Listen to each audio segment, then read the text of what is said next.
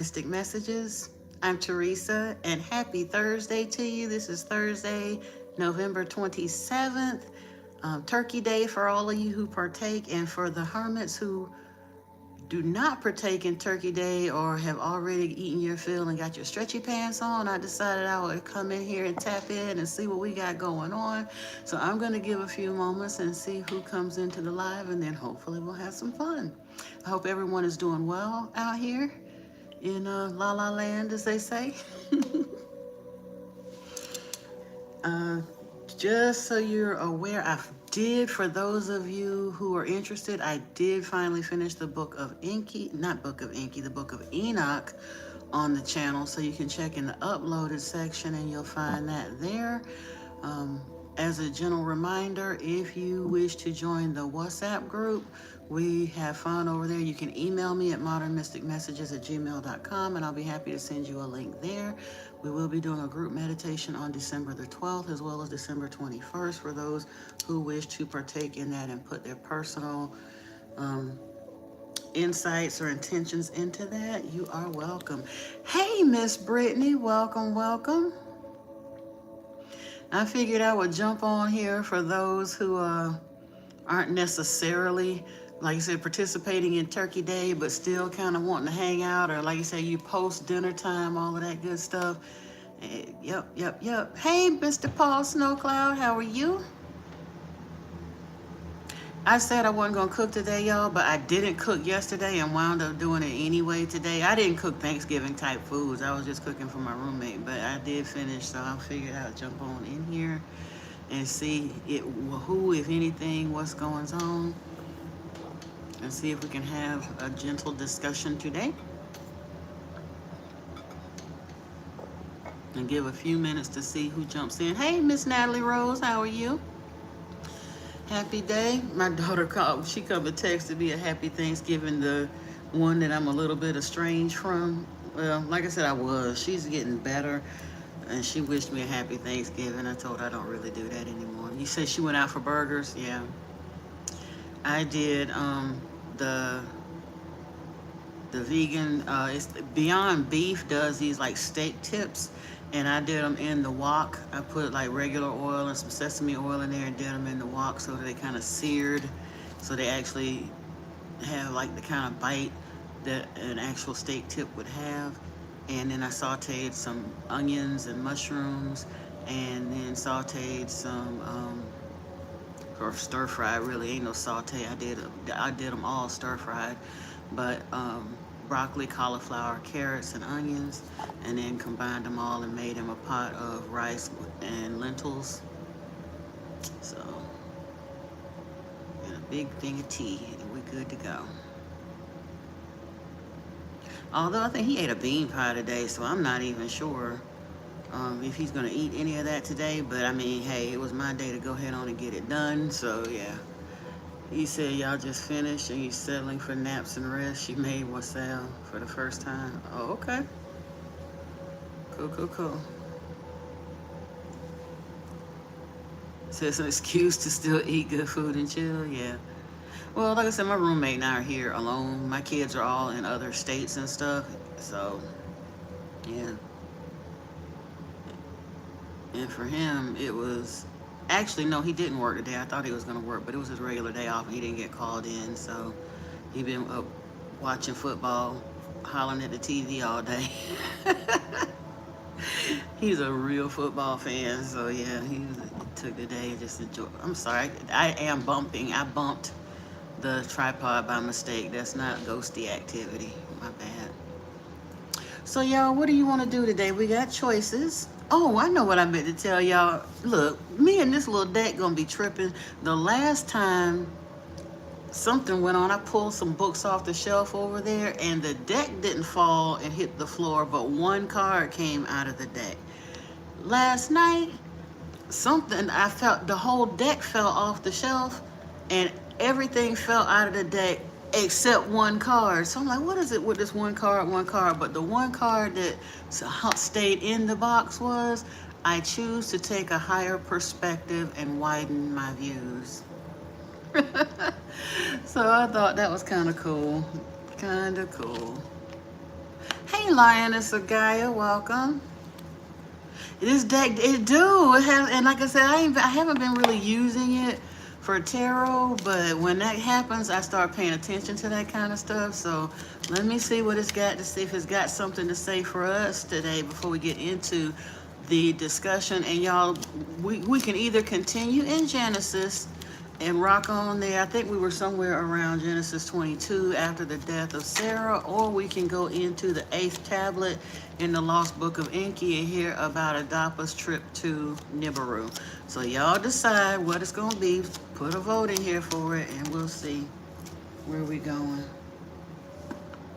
My words and actions are of beauty, compassion, and love. And it does mention the moon god here by Amy. Interesting.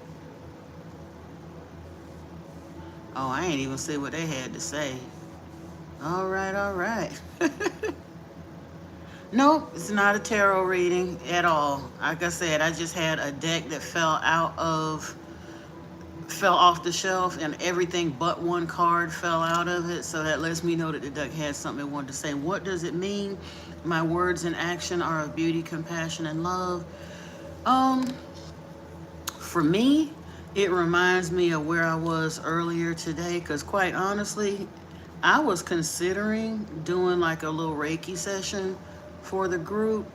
And I was like, when I started doing my thing and opening myself up to various energies and stuff, and I was sitting at the desk kind of connecting with my I am and asking for Yeshua's energy and asking for Raphael's energy and just kind of sitting there doing my thing. And I was like, you know what? The way the trolls be tripping, it'll probably wind up with them clowning over the way I kind of call in my energy. But when it says my words and actions are of beauty, compassion, and love, y'all don't understand. Yeah, when the trolls come in here, sometimes I get back a little saucy with my mouth, because trust me, back in the day, I was in masculine energy so bad because I had to be because of life.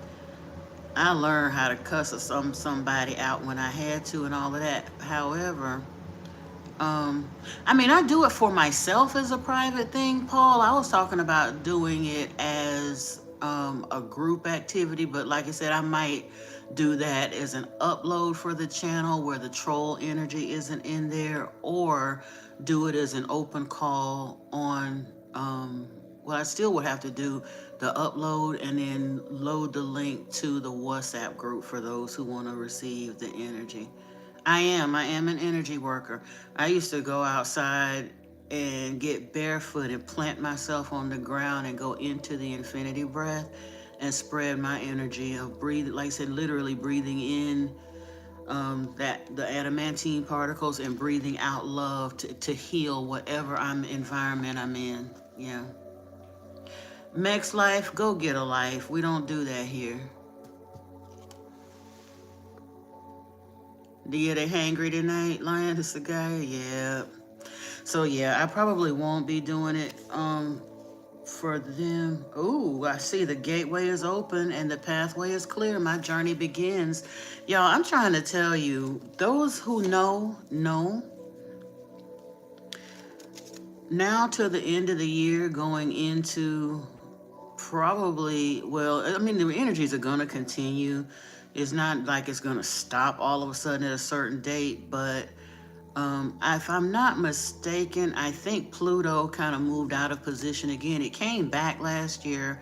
It moved out in the fall of the year. Then it came into position, but I think it went a little bit retrograde for the tail end part of this year, and it's going to be back full swing in the house direct somewhere around the beginning of Aquarius season. And I believe between now and Aquarius season, a lot of the energies are going to be bringing in some dramatic changes for those who are cleansing their energy and keeping themselves ready and they can actually perceive those changes.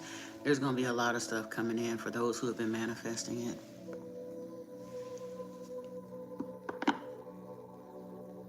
People don't need, no, they don't need to be Brittany. We don't have to be. First off, if we try to pretend like we all love and light all the time, that's genuinely people that are being fake. Because, like I said, even Yeshua got righteously indignant and sat down and braided a whip and whipped their behinds up out the temple. That's not being a milk toast or mealy mouth. The idea is to be loving most of the time, but sometimes, like I say, sometimes you just gotta cuss a MF out, because that's the only kind of language they understand, you know? That part. Cricket World today, let me see. Antoine Turner helped the people who are here for the first time understand what this is. Tonight, I just wanted to come in and I kind of have a session for those who wanted to be here. Like I said, we have a choice tonight. We can go further into Genesis. Last night, we had a discussion. We were talking about the nature of Abraham as well as Lot by reading some of the scriptures. We also got to see a little insight as to some of the nature of Yahweh. We can either continue in Genesis tonight, or we can go into the 8th tablet in the Lost Book of Enki and discuss the trip that Adapa, who is actually the biblical Adam, he went to Nibiru for a visit, and we can kind of find out what happened there. You said whipped around the temple. No, can't be having that. No, I'm talking Yeshua did it. Ain't no can't be having it. He did it. He got in there. He said you turn father's house into a den of thieves. But again, that really wasn't his father's house, but he knew what they were supposed to be doing. Yeah. You said you cool with either. You can't wait till we get to Revelations. Oh, Lord. Honestly, Brittany, I'm not even sure how deep into the entirety of Revelations I'm going to get. Because there's plenty of preachers out there that try to want to be explaining what the head of the beast mean and the this and that. And at the end of the day, some of that's kind of irrelevant. They be so busy trying to cast blame on who is evil, and they don't realize they're part of Christendom too. They're part of the beast too. You said what? Wait a minute, I'm trying to see.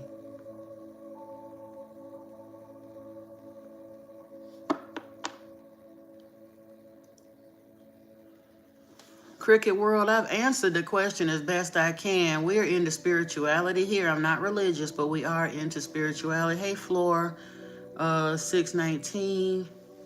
Naplock, adamantine. No, I didn't say adamantium. I said adamantine particles. Go look it up.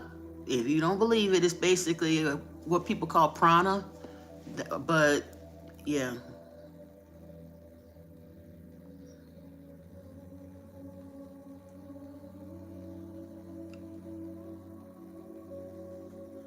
Okay, so you want to do Genesis? Let's Genesis this up to you. You like the name?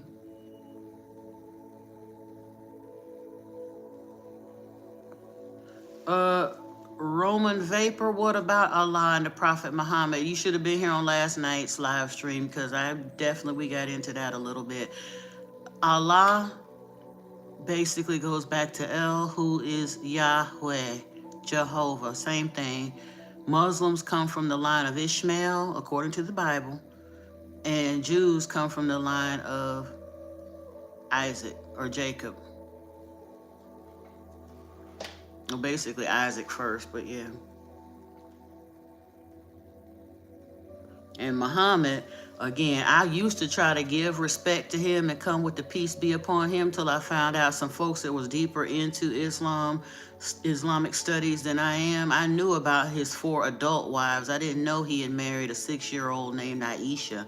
And when I found that out, I don't have no respect for Muhammad. He was a sick bastard. That's what he was.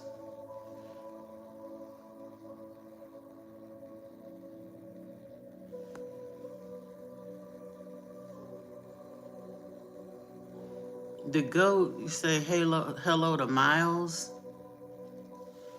Okay, whatever. I don't care. You talking about Muhammad said not to eat pork because he wanted it all to himself. Whichever. Like I said, Yahweh didn't like pork or whatever because he preferred sheep, because sheep came from Nibiru. That's what he liked, because he was from Nibiru. Sheep were not indigenous to this planet. They were imported specifically to be a domesticated food crop. Hey, Dan H.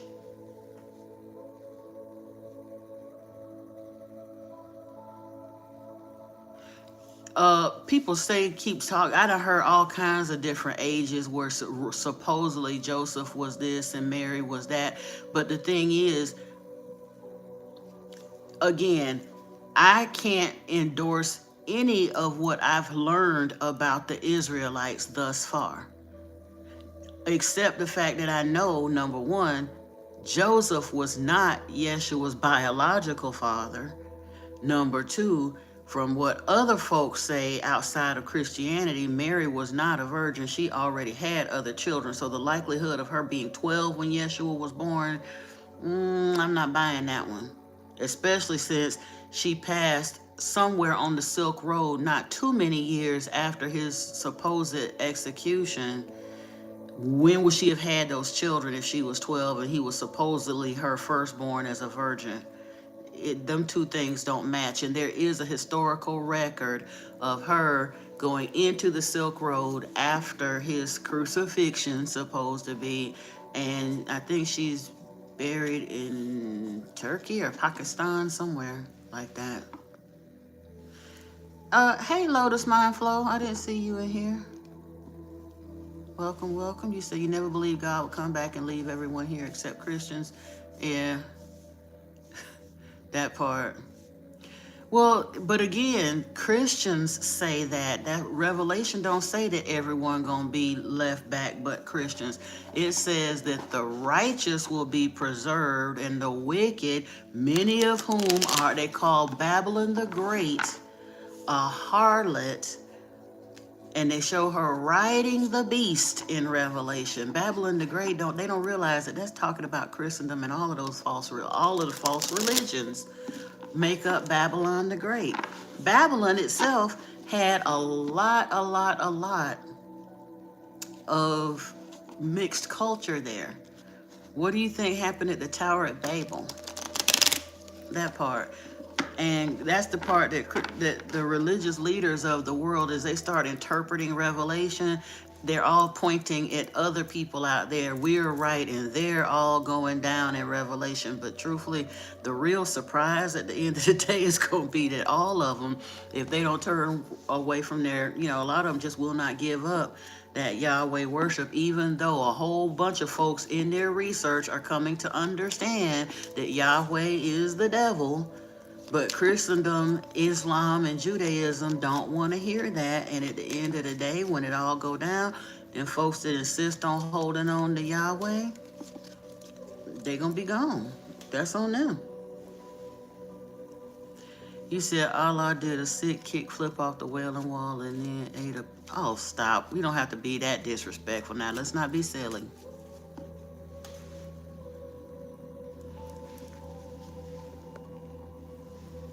Hey, Joseph died.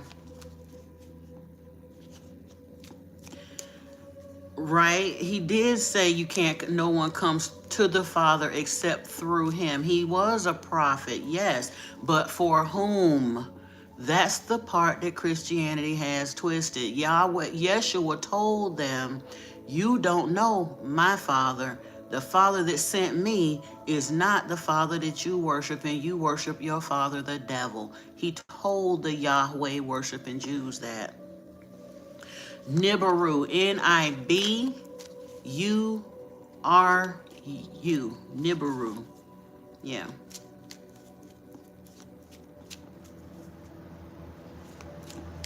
You don't eat pork, you just eat bacon and sausage. Unless you eating turkey bacon and sausage or beef bacon and sausage, you might be eating pork, my dear. So sorry. We do discuss ancient history, we do, but ancient history is still relevant. It's basically just the newer religions that tell us it's not. No, I'm not an atheist. Oh, you're talking about Floor. Floor gonna stop being disrespectful because it's silly, first of all. Who's behind the tarot card snap lock? Tarot is a combination of Christian ideology and Kabbalah. Most of like the angels and stuff that are represented on the tarot are angels that you'll find named in some of the biblical texts and stuff. Michael is in there. Gabriel is mentioned there. I think Temperance is Chamuel. And then like you find in the high priestess is standing between the towers, Boaz and Joaquin. You heard sheep, blah, blah, blah, livers or kidneys have a lot of melanin, which helps pierce the veil when burned. I haven't heard that. Mm-mm.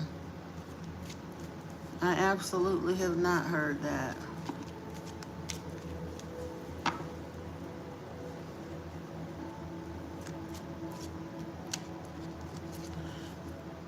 Floor, you gonna stop your silliness. I got hair underneath my hat just like everybody else. If you want to see my hair, go look at last night's live stream because I had it uncovered then, but I don't have to take my head covering off for you or nobody else.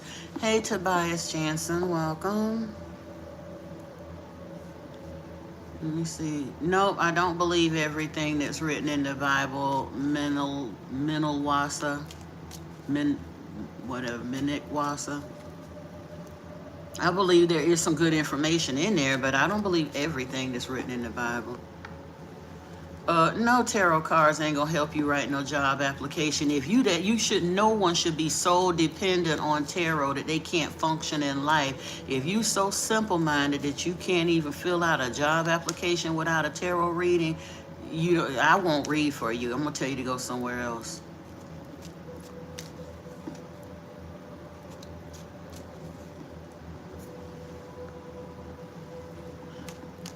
But again, Liam, Liam gone global. People do not understand. Well, never mind. I ain't going. I'm not even finna argue that with you. There we go. Leave it be. I'm not taking my cap off for y'all.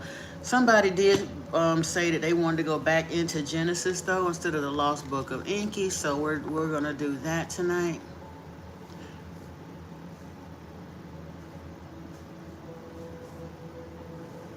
That's not going to be the conversation up in here, Curtis Middlebrooks. We're not doing conspiracy theory tonight.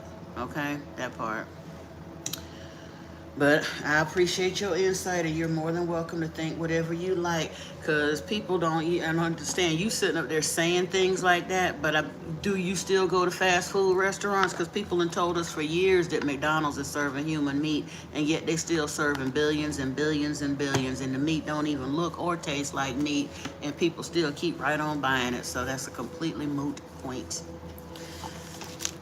All right, so let's see. Oh shoot, I was trying. I was like, this don't look familiar, but I was in Exodus already. My bad. So we talked about how Abraham was pulling off his con with Abimelech. He did the same thing with Abimelech he did with the Pharaoh, telling him that that Sarah was his sister.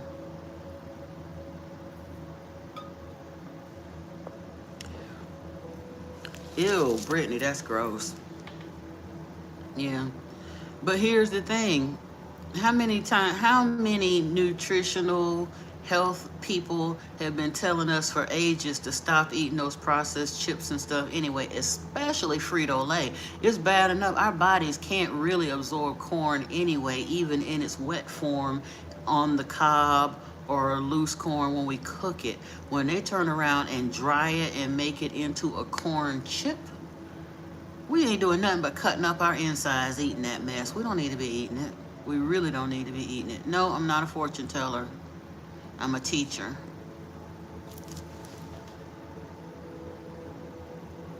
Oh, that's what the natural flavors is. Oh, that's so gross. That is so gross.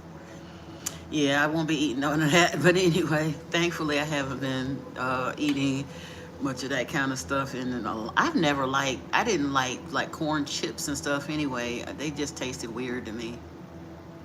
I used now for a while I was stuck on them Doritos because they put so much flavor blast on them. When I was a kid, I ate my fair share of Doritos, but yeah, I had to leave that kind of stuff alone because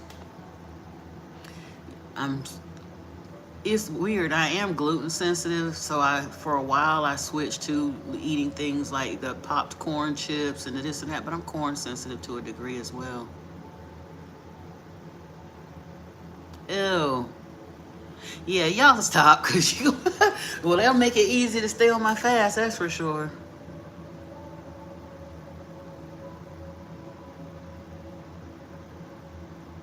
See, lost was in a coma for 2 years and 3 years in clinic since. Oh wow, I'm so sorry to hear that.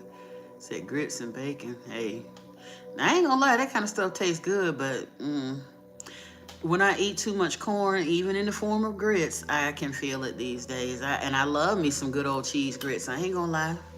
Yeah, but artificial vanilla is beef extract. I was aware of that. And most of the red food dye and stuff used to come from beetles and stuff. Have you ever read the book? It was by Christina. Oh my goodness, I can't. I can't think of the name of it while I'm. It's not. It's about. It was about nutrition. It was called vegan something. But even if you're not a vegan, it was still a really, really good book by, I think it's Christina Pereira. I don't know. And another good one was Eat to Live by Dr. Can't think of it. Joel Furman, I think, was him, the one that did Eat to Live.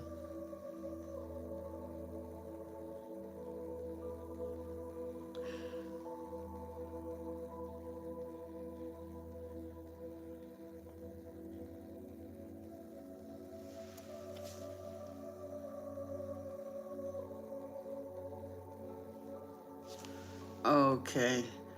Elcon, I'm sorry you having all of those issues, but we're gonna get back into the Bible study now. Um, we talked about the sacrifice of Isaac, how Yahweh put Abraham under such ridiculous mental torture to have this 120-something-year-old man hiking for 3 days up the side of a mountain and giving him the instructions to sacrifice the only, like I said, Yahweh finally gave him a son after 25 years and then told him to take him up on the mountaintop and cut his throat. Hey, Swims, welcome. You were a plant-based vegan for years. Cool. And that was my thing. Like, it's okay. Abraham has shown so far in Genesis to be a coward, to be a liar, and to not make the best decisions because they had multiple Elohims available in the area. His father had been in temple service to Nanar Sin, but he went out of Ur into the land of the Canaanites, and then Yahweh approaches him while he's out there wandering around, him and his family, and makes him all these grandiose promises and didn't fulfill any of them, but yet Abraham still doggedly chose to serve Yahweh, even though Yahweh isn't doing what he said he was going to do. He said he was going to make their name a mighty people. He didn't do it. Abraham didn't live to see it. Finally, he told him after the 25 years, he said he was going to give him a son, and he was 75 years old when he made him that promise, and Yahweh didn't fulfill that promise until Abraham was 100. And he told him, well, your people will be a mighty nation one of these days, but they're going to go through 400 years of slavery first. Why would anybody continue to keep serving a God like that? But the reason Jews, Muslims, and Christians follow Yahweh is because Abraham chose to follow Yahweh.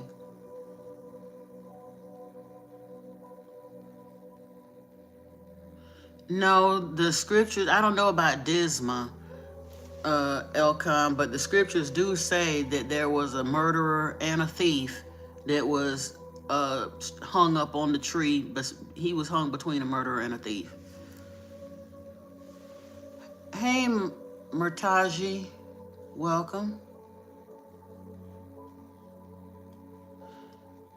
Everyone can't look. I don't know what you're talking about, Elcon. Everyone can change, but we're not talking about who could change. I'm reading from the Bible about what actually happened, and in all of Abraham's life, he didn't change. He continued to run after a God, an Elohim, who did not deal fairly with him or his people, did not fulfill his promises, and yet Abraham continued to follow him. And that's basically why Jews, Muslims, and Christians still continue to worship Yahweh to this day, because their forefathers did. Abraham made that choice. And then Moses and Joshua and Caleb came in and doubled down on it, because the Israelites had stopped worshiping Yahweh for a while. They had gone back to worshiping Asherah. But then Yahweh came up to Moses, who was another person of disreputable character. Moses was on the run from killing one of Pharaoh's people. So Moses was a murderer, not making the best life decisions. And these are the people that we allowed to shape our spiritual destiny by choosing to continue in the lineage or the heritage of their poor choices. Is Yahweh ever nice and generous? Not that I can see in the scriptures. Not at all. In every account, he's vengeful, he's dishonest, he's violent, he's hateful, he's very, very fickle in his dealings, very hot-tempered. Why did anyone trust him? Again, the only ones that did trust him were people of very disreputable character. Abraham was dishonest. He was a bit shisty, not the sharpest tool in the shed. Moses couldn't control his temper. He was a murderer, not the sharpest tool in the shed. Yahweh picked on outliers and got them to do his bidding, because nobody else. Think about all the other people. Wasn't nobody else fooling with Yahweh, but the Israelites decided to rock with him, because nobody else would.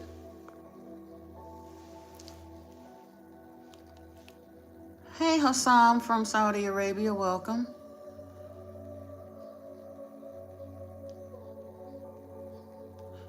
He said, I tell you, you'll be with me in paradise. He didn't say, I tell you, you'll be with me. He said, I tell you today, you will be with me in paradise. But Yeshua also said, the kingdom of heaven is within you. So if that person decides he gets recycled to come back and figure it out and ascend, then he would be. But you got to know what you're reading, Elcon. Hold on. What did you say, Swims? Oh.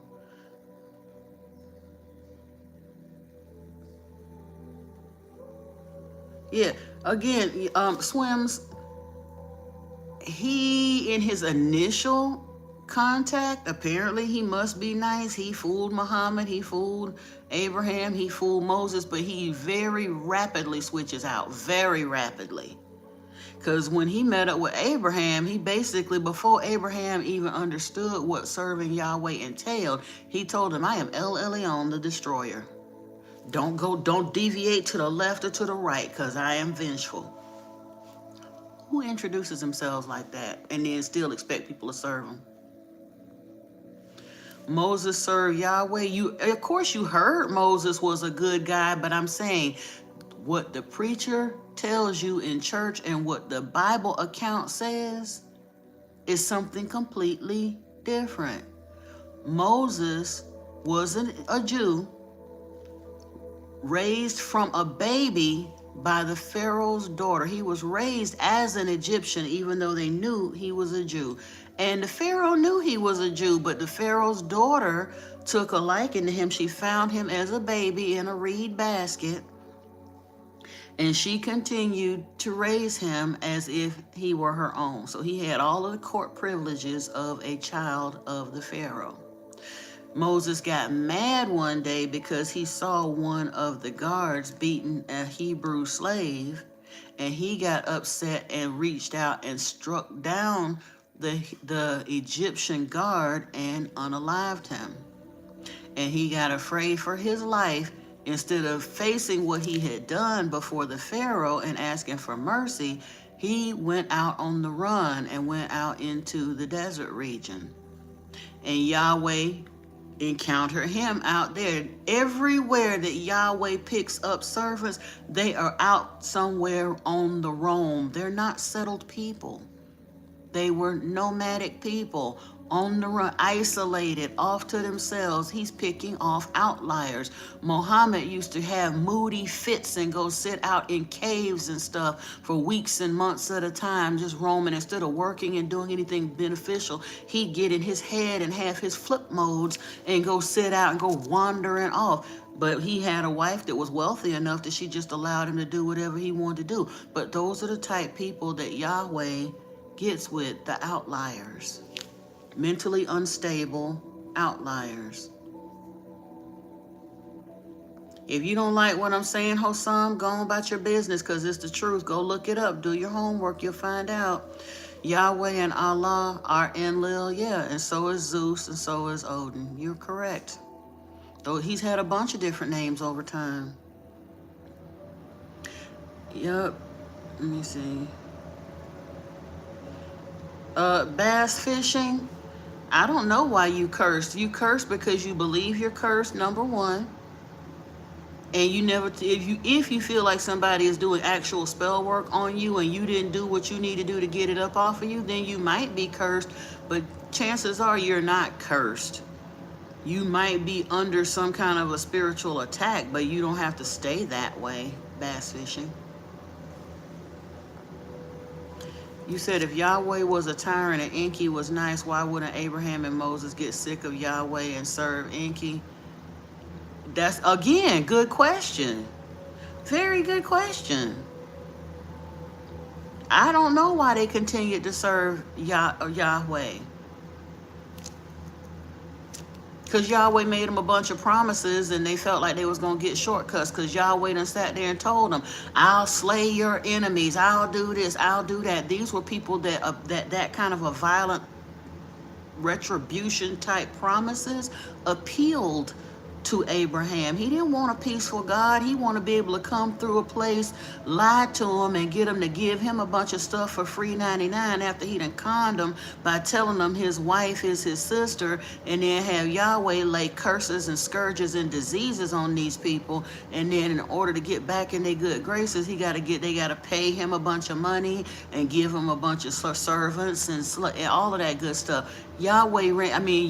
Abraham went through the territory and pulled that trick 2 or 3 times in the Bible.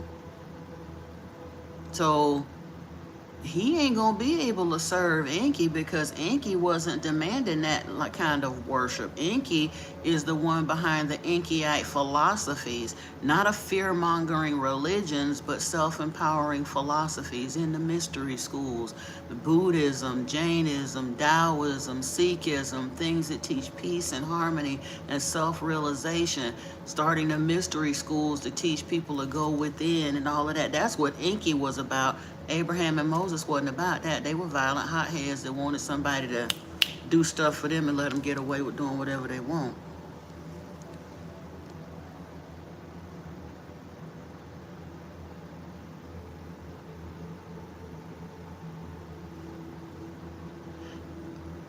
Elcon, look, I'm telling you, I'm reading the last comment that I'm gonna plan to acknowledge, because you're just all over the place on all kinds of different topics, and no disrespect, but I'm not gonna be able to answer everything you're talking about, because you're trying to take the conversation in places I've refused. I'm on a Bible discussion. You talking about discrimination and who was in the hospital and what you had to do, and you're on all kinds of different subjects, but that's not what we're talking about here today. So from here on out, don't feel like I'm not seeing your comments, but I'm not going to be able to answer and respond to each of them, because you're literally just rambling. I'm trying to be nice and not remove you from the chat, but I'm not going to be able to address all of your stuff in the chat either, okay? Because you're just doing too much.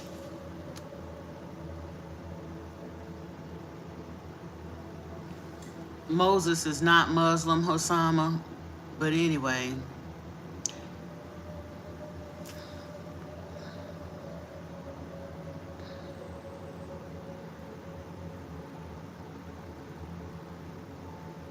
Yeah, he knew he was. Moses knew he was a Jew. He knew that, or an Israelite. I don't remember what tribe he was from, but the story of the Pharaoh's daughter finding him in a reed basket by the river would have been known to him. Plus the fact, pretty sure, unless she did, I don't think she did that to him as a newborn. She put him in the basket because an edict went out to basically unalive all of the firstborn of the Israelite children. So, but if he was more than 8 days old, which the scriptures kind of sort of indicate he was, he would have been circumcised. So he would have almost had to have known he was an Israelite by his circumcision.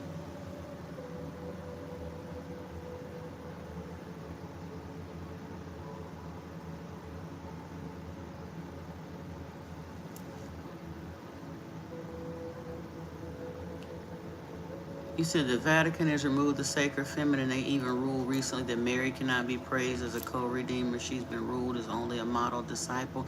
Well, shoot, they spent the last 2,000 years calling her a whore. So anybody that follow what the Vatican say, this ain't their program anyway. They just lost.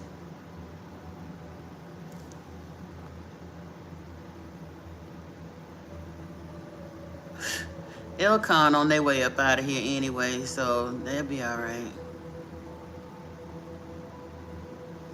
His servants, well, that's what the scriptures indicate, that they, like I said, Abraham had left Ur. Moses went out into the desert fleeing because he was afraid the Pharaoh was going to hunt him down and kill him for killing the guard. So I didn't put that in the Bible, but it's in there. Listen, you can put Hassam, you can say whatever you want to. They were commanded, because that's what the Quran say, but the Hebrew scriptures say something completely different. And Moses was a Hebrew before the Allah thing came along. You do realize that Islam is the newest of the Abrahamic religion, so it is the one that is most likely to distortion. The Jews became a thing in 500 BC. Christianity came around in 325 AD. Islam was not established until 600 AD. So of course they can write in whatever kind of stories they want, but that don't make it true, my love.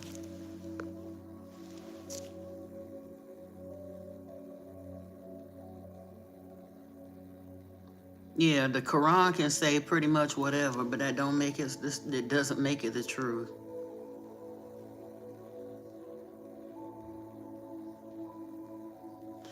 Allah is Yahweh. Yeah. Yahweh, not only did he have a bunch of different names over time, Swims, he was Baal, Beelzebub, Dionysus, Bacchus, Yao, Eanus, Set, Zeus, Odin, Yaldabaoth. He's been known as a bunch of different ones. I can't name all of them off the top of my head because he's been on the planet since the beginning. When, like I said, we wouldn't be here in our current form if it were not for them. Yes, our earlier ancestors were here, but they were not sentient. That it was a hominid somewhere in the evolutionary chain put here by the creator of all, but still very much a hair-covered being without a written or verbal language, roaming through the Abzu, according to Enki. And they noticed that the DNA was somewhat compatible to theirs. Nenma said, the hominid that they found, that was probably what they had been 2 million years ago. And they also discovered that the hominid that they found had double helix DNA, like the Anunnaki. And so when they needed to fashion a worker after they had been here digging gold for 100,000 years, and that African heat was whooping that ass, and they decided they were sick and tired of mining the gold, and the workers were mutinying, they got special permission from the Council on Nibiru to break galactic law, because they knew that messing with a life form when they got here was against galactic law. You don't come into a planet and mess with the primary life forms here. But they did a special dispensation and chose to go ahead and hybridize that hominid with their DNA. And in doing so, we became not only intelligent enough to be trained as workers, but actually sentient, because they had to add a couple of different doses of DNA, and it made us self-aware, and we became sentient. So they basically sped up that hominid's evolutionary timeline by 2 to 3 million years. Say, for example, if the being that they found when they got here was Australopithecus, and they jumped all the way to Homo sapiens with no missing link in between. They could literally created Homo sapiens in the lab from, and I'm not saying it was Australopithecus, I think it was like Homo erectus or something, I'm not sure. But wherever mankind, that hominid was in its evolutionary cycle, it would have taken us another 2 to 3 million years to get there if they had not come along 300,000 years ago and done what they did.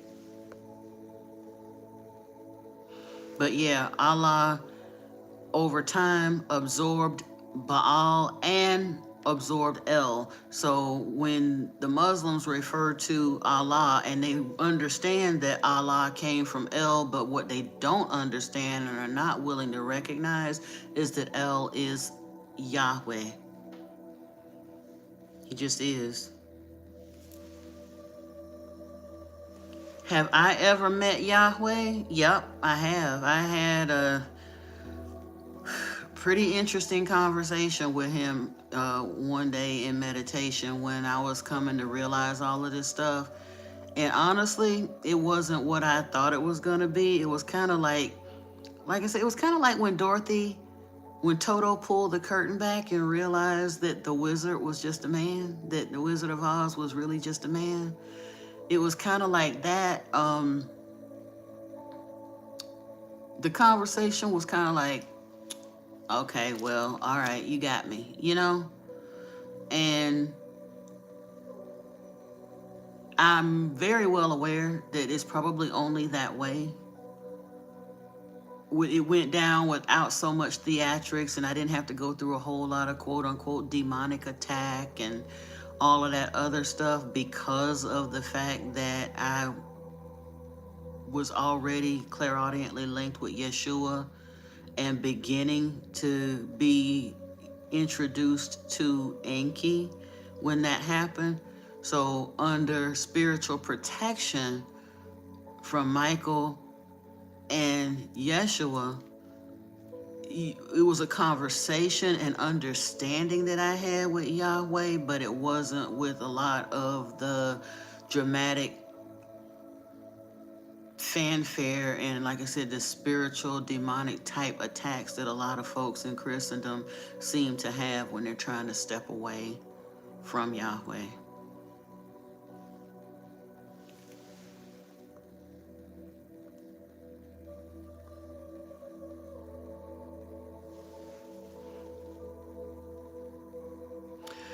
Penny York, you say you think you're under spiritual attacks. You were stolen from most of your life was so bad you had to move.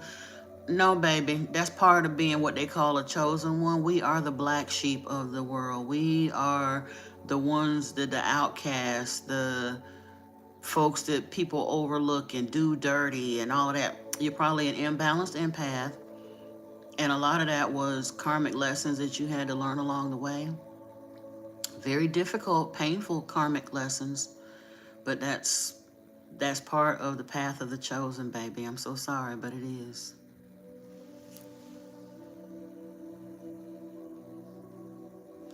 I can't tell you how many times I'd have had people, and if they didn't, I wasn't stolen from, like, break in my house and steal, just done dirty by people that were supposed to love me and be friends with me or family with me or whatever.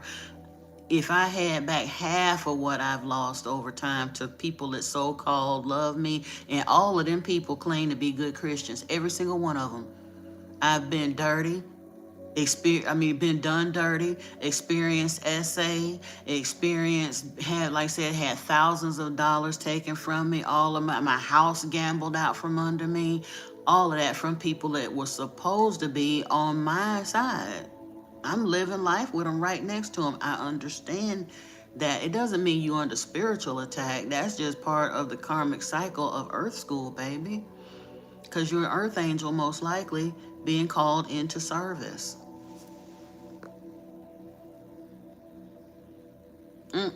Oh, dang. Then Lotus said, yeah, you might. I didn't even see what you said, Antoine, about being a chosen one. Yeah, Penny York, he's right on it. Yeah.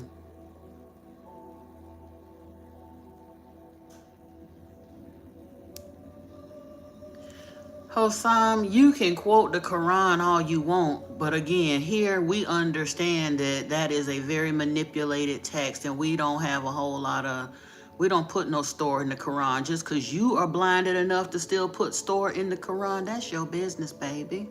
But we don't have to listen to that because that's what you choose to listen to. Like I said earlier, and I'm going to say it with my whole chest, any religion that promotes mutilating women or young girls and promotes child marriage, that's a big no for me, dog. I don't care how many Quran verses you quote. Hell to the no. Just because you allow yourself to be brainwashed that way, that's your business. You said Muslims said that, but it was after the Bible. Yeah. Who was a religious figure, servant of Enki? Who would be the Moses to Enki? Swims, servants of Enki in the Bible, even in the Bible, when it says like Enoch walked with the true God, it says Noah walked with the true God. And Job was so faithful to the true God that Enlil, Satan, decided to come in and killed all his children, took his crops, all his animals, and broke him out in horrible sores. So Job was for sure not a servant of Yahweh. That was a conversation between Yahweh and Enki, but Job would have been serving Enki. And you said a religious figure, servant of Enki. Yeshua was the main one. He told the Jews that the Father who sent him was not the Father that they were worshiping. If it was two primary Elohim here, rulership of earth was given to Enlil, second in command was Enki.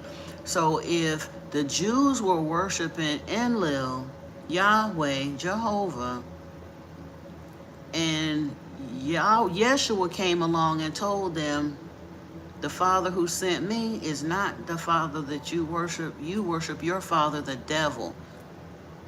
The other major Elohim figuring heavily at that time would have been Enki.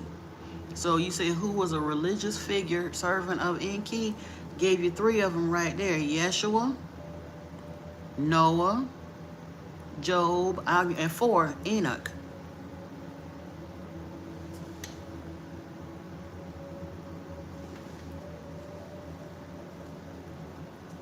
And he didn't look for people to serve him per se. Some chose to anyway, and he went with the program as much as he needed to because remember, Enlil made the rule that none of them could show their faces. So to some degree, they all had to take servants in order to eat. The temple was how they got their food. Think about that, because they couldn't go out openly and hunt and all of that stuff. So they needed miners to work in the gold mines. They also wanted servants to work in the house, to tend the fields, to work in the temples, to tend to the burnt offerings, the grain storehouses, and things like that.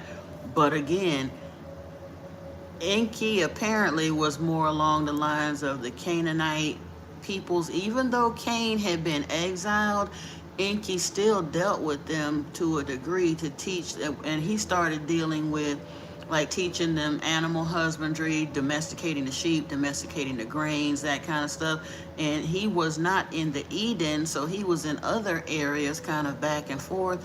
But the Enkiite philosophies, like I said, things like Buddhism, Jainism, Taoism, Sikhism, that doesn't require worship. He encouraged people to turn their worship genes off and become self-realized. He was the one that he gave us the worship gene because Yahweh demanded we have a worship gene installed in us. But he felt so bad about the fact that we were being compelled to worship that he also gave us the ability to turn the worship gene off. And in his spiritual systems, worship is not required.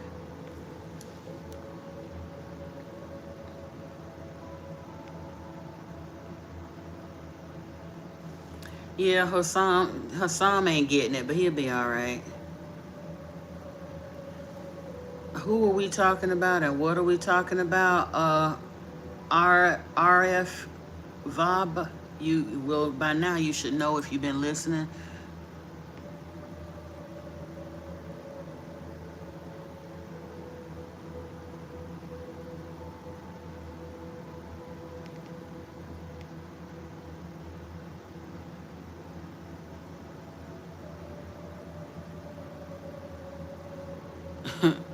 Anyway, that Hassam again. You're reading from the Quran, which came about 1,000 years after the Jews. So the Jewish version of that story says something completely different. When you read the story of the Exodus of the Jews coming out of Egypt, it says that Moses and Aaron did stand before the tyrant. The magicians, they didn't believe and prostrated. They was doing their black magic too. Yahweh sent Moses in there with sorcery, throwing his stick on the ground and it became serpents and all that. And Pharaoh said, bet, we can do that too. So his magic practicing priests came out and threw their staffs on the ground and they became serpents. And then Moses' serpent ate up their serpents. But even still, Pharaoh was still stiff-necked and was like, so what? You got some razzle-dazzle. I'm not freeing the Jews on account of that. You gonna have to come better than that. So no, their servants didn't stand firm. Moses went before the Pharaoh. And the Pharaoh did threaten him with death. He didn't back down until Yahweh had sent the 10th plague, which was killing all of the firstborn of the Egyptian children and livestock, including the Pharaoh's son. And that's when Pharaoh finally relented and released the Jews. He was sick to death of their ass. But why, again, if you so big and bad as the supposedly such a mighty God, why you got to go killing up everybody and turning the water to blood and all the rest of that stuff? Why couldn't you go on in there yourself and say, look, I am the Alpha and the Omega and all of that other stuff that he tell all of his outliers? Why did he go tell Pharaoh that and get his people up out of Egypt? Why were they even in captivity in Egypt in the first place if he had promised to make Abraham's people a mighty nation? That's the part that churches, nobody is willing to address. And even before they became a mighty nation, Yahweh sat there and told Abraham he was going to let them people go into captivity. And they still chose to continue to worship Yahweh. That's the stupid part right there. You're telling me 400 years ahead of time that you're going to let me sit in captivity and this mighty people that you supposedly going to make out of my name are going to be slaves in Egypt for 400 years and you still expect me to serve you?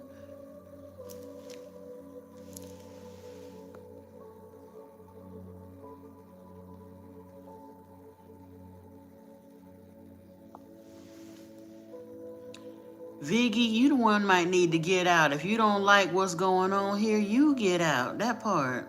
Cause I'm sitting in my living room. You don't have the juice to tell me to get out my own house.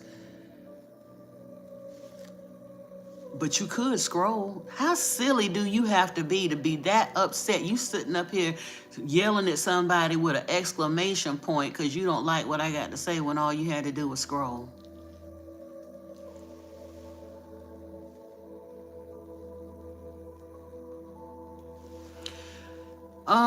It depends. You said, is Yahweh also Lucifer? In one aspect, yes, and in one aspect, no, Swims. The scripture that talks about Lucifer, the bright morning star, or being Lucifer, the morning star, is a mistranslation of a mistranslation that was allowed to remain mistranslated for 200 years until it got absorbed into church dogma and doctrine. In the purest sense, Lucifer means light bringer.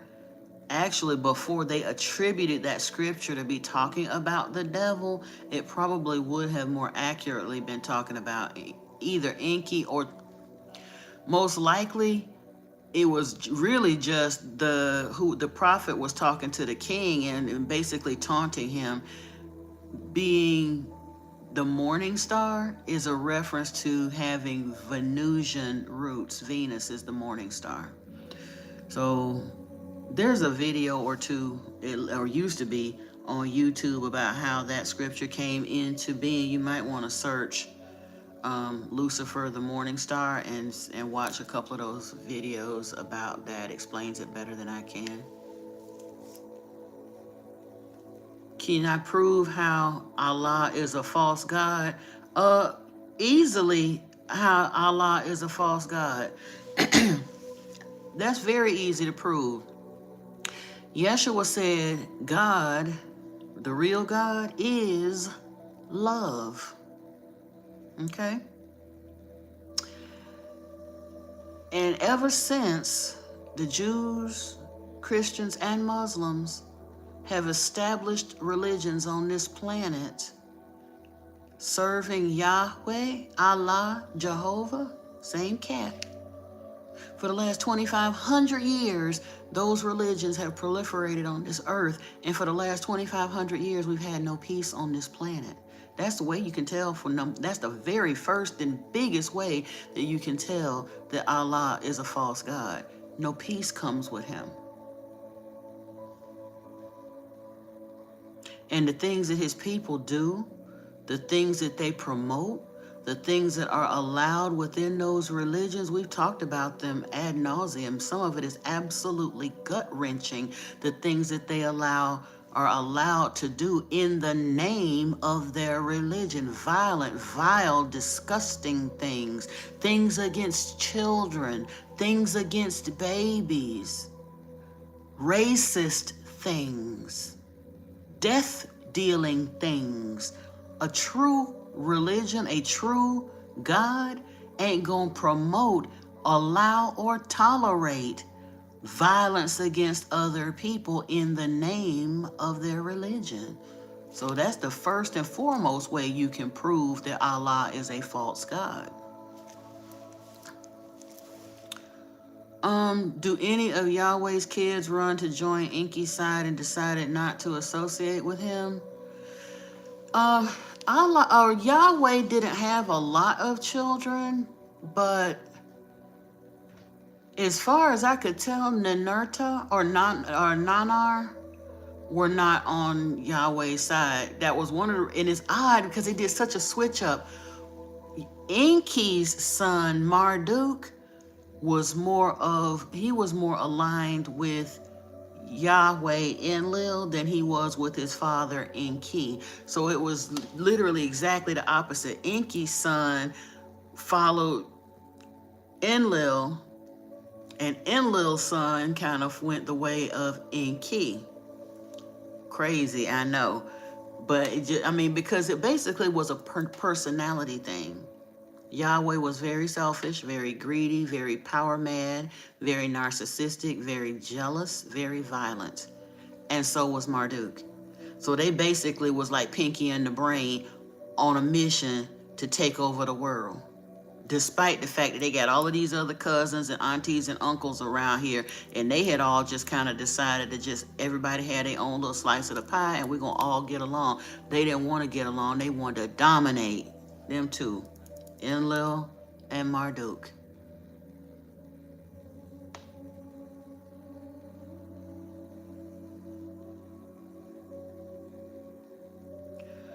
A lot of texts have been distorted over the years, but not as many. Not the ancient, not the ones that go back before the Quran. And you know why they haven't been as distorted? The older texts have not been distorted as much before the Quran, because most of them really ancient texts have been covered up for a long time. They just now they've been digging them up for the last 200-300 years.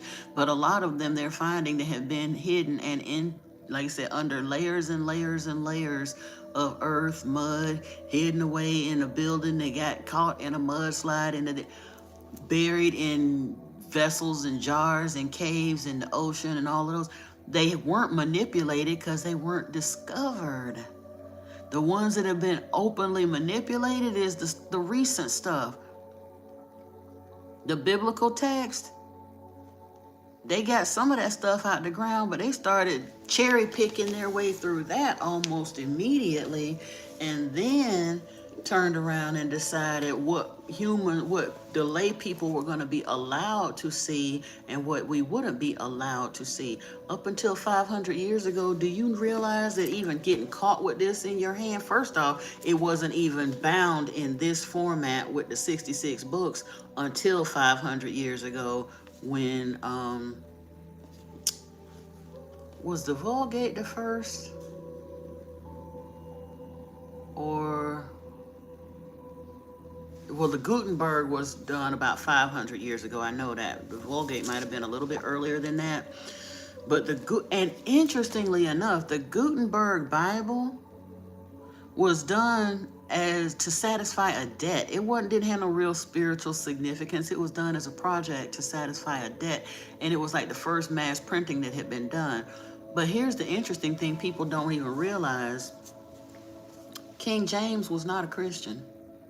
King James' greatest hit was an encyclopedia of demonology. He was interested in the wicked, dark, occult, dark magic and stuff. And he was a PDF file. Big time. He was also a sodomite, which I don't care about him being gay, because, but according to the scriptures, that's an abomination. But he was, not only was he a sodomite, he was a PDF file. And messing with the dark occult. So people carry on. So about the King James Version, King James ain't give a rap happy about Christianity.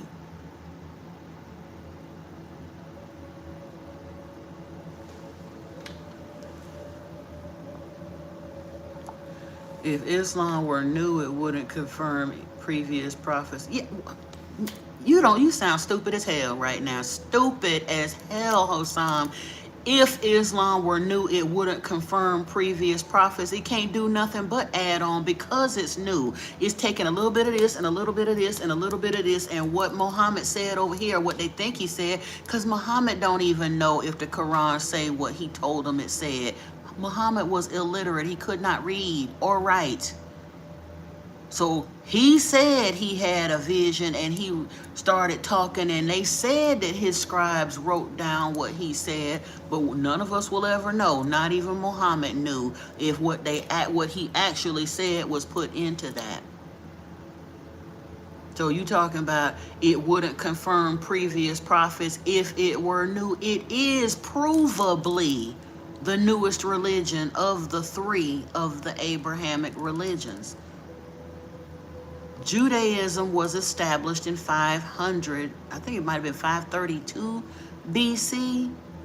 Christianity was established in 325 AD, and Islam was established in 600 AD. So it ain't no if it were new. It absolutely historically is proven to be new. And it does confirm previous prophets because it gleaned from previous prophets. All of those religions came up in the same part of the world. It ain't like today when the Jews are sitting over here and the Muslims sitting over there and they fighting or each other against through a wall. They was all intermingled and living together. They were all aware of the same stories and the same people and the same prophets.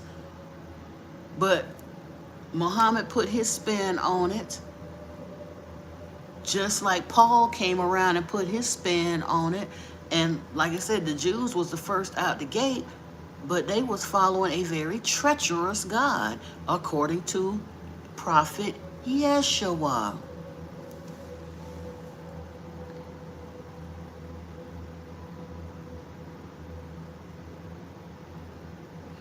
How you gonna talk about no new religion does that? Yeah, they do. Yeah, they do. Is Anubis and Osiris working for Enki or Yahweh? In my opinion, it would be Enki. I really do. I mean, I'm not even sure for sure that Anubis and Osiris are even still active on the planet, but at the time, the pantheons, and see, that's one of the reasons I don't really mess too tough with going through a whole lot of the ancient pantheons, because some of them started adding a whole lot of extra stuff in. Like, look at the Hindu pantheon. They got thousands of gods. You know what I mean? By then, it was kind of a lot. Well, hundreds. I don't know about thousands, but there's a lot of. They got the main deities, but then humans, we've gotten to a place that we start deifying almost everything we don't understand. So over time, just more and more gods kept getting added and added and added. So I'm not sure how many, because I'm not even sure who Anubis translates to in the Egyptian pantheon. Because here's the thing, many of the Anunnaki who were here that would have been known in various pantheons, many of them, most of them, went back to Nibiru. The ones who stayed here were the original ones who had been here so long that it would have been detrimental to their health to go back to Nibiru. Their scientists and doctors and stuff on Nibiru said that being in this denser gravity and all that, they saw that Earth was kind of aging them faster, but they had been here so long that it was advised against them coming back. They had to stay. But the rest of them that had been shuttling back and forth and coming in and out, the vast majority of them left. So that's why I say I'm not even sure if Anubis or Osiris energy would still be active on the planet to this day, you know?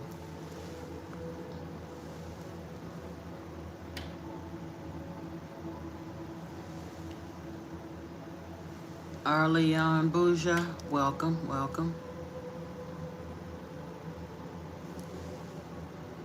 Or Ariane, I'm sorry, I thought it was an L. Ariane, welcome.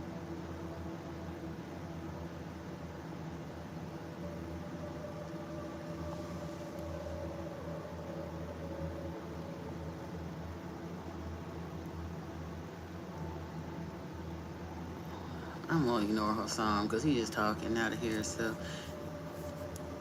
you said you like some of Zeus's kids. Wait a minute.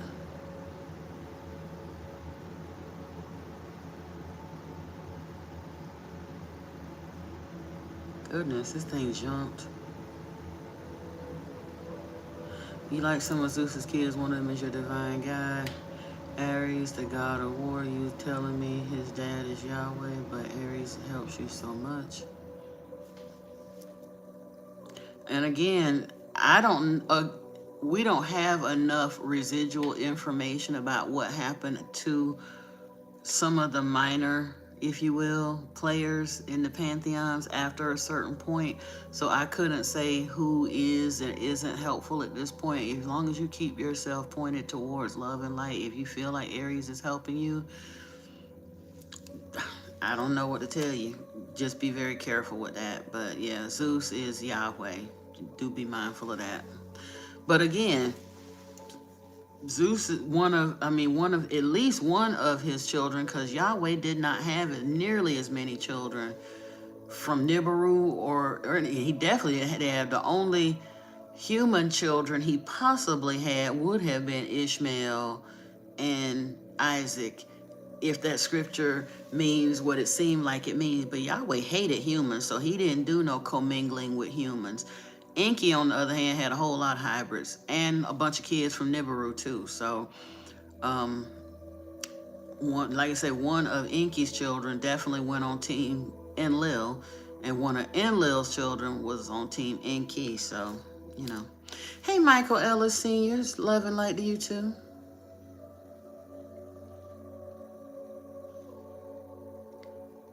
Ada Kankaya, welcome. Only that way for those who are brave enough to actually pull back the curtain. Yeah, that part.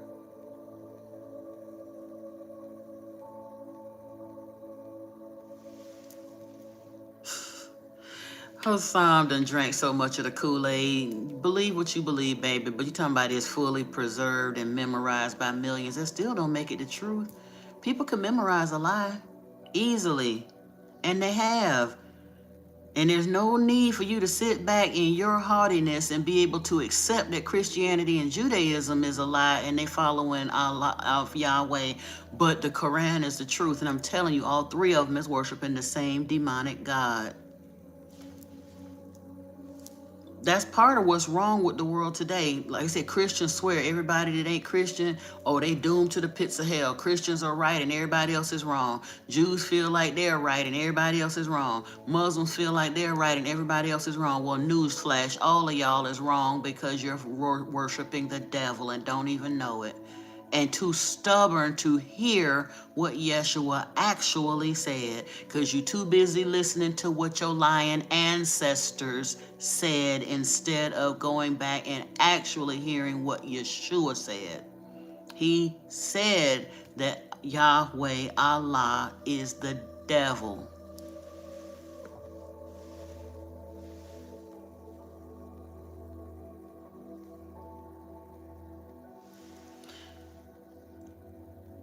No, this ain't no debate. It's not a debate. It's a teaching session, but it's not a debate up in here.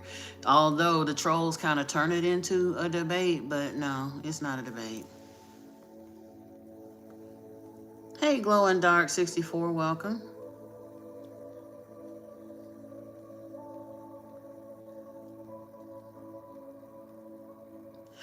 Now, ooh, you ain't got to be that disrespectful, Lotus. I'm not going to wipe my butt with nobody's so-called spiritual text, but I don't put a whole lot of store in them. But yeah, I don't even want that negative mess next to my behind, for real. Well, and that's a very good question, Glow and Dark. They put so much store in Muhammad like butter won't melt in his mouth, but he married a 6-year-old child. That's disgusting. So disgusting. How can you worship a religion that will allow a grown behind man to marry a 6, 7, 8, 10-year-old child? Something is mentally very, very wrong with a grown man that could find any kind of pleasure enough to impregnate a 10-year-old child. And they do it all day, every day, still doing it to this day on this planet in the name of Allah. Get out of here with that. It's sick and twisted, and the people that are willing to put up with it and turn their heads to it is sick and twisted. And we talked last night about that female circumcision mess that Muslim countries do, absolutely mutilating women and causing them to have horrific pain and infection and everything else because of low-minded, idiotic, disgusting-ass men who sit there and limp and lean on the name of Allah to do their nasty, disgusting travesties against women. Yes, and I know if I were to say this in a Muslim country, they would unalive me where I stand, but I'm in America, so I can say it. Somebody need to say it because it's disgusting.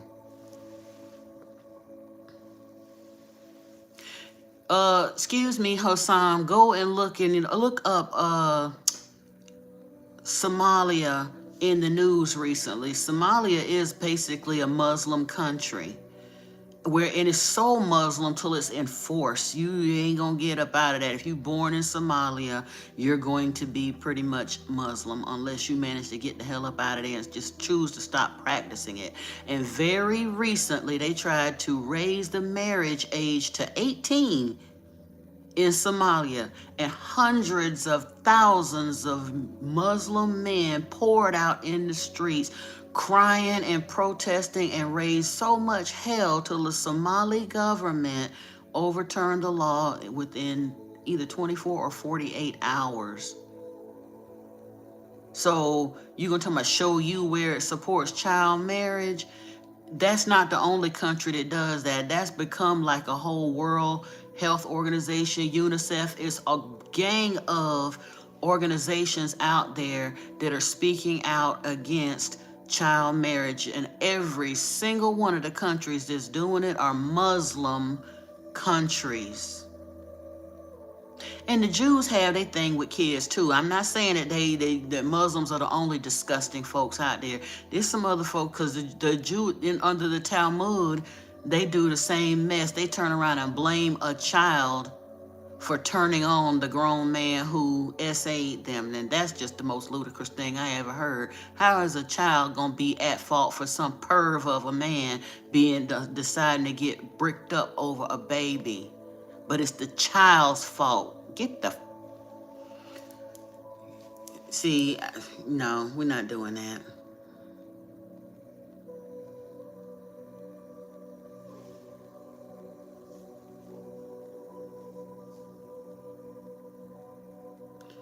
HR puff and stuff, we read Deuteronomy last night. And again, I'm not going into that. We're getting into, eventually we're going to go through the next part of Genesis if we get a chance to. Hey, KK, welcome.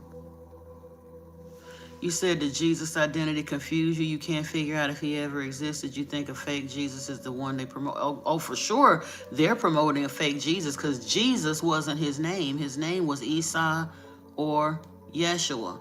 That's why I use the term Yeshua instead of saying Jesus.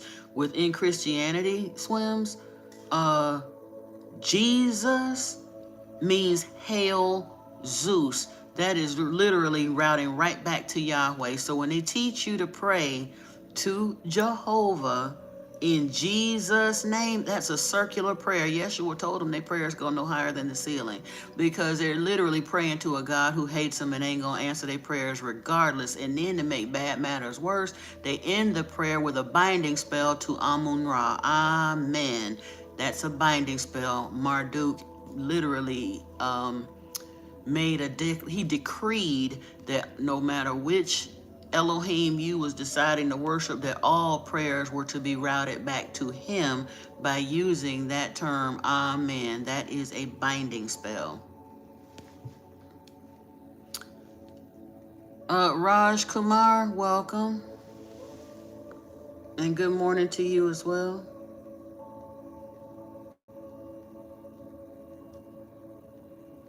Oh, Lord, I ain't know that part. You said he was ridden by a group of men all night. It's in the Hadiths. Wow.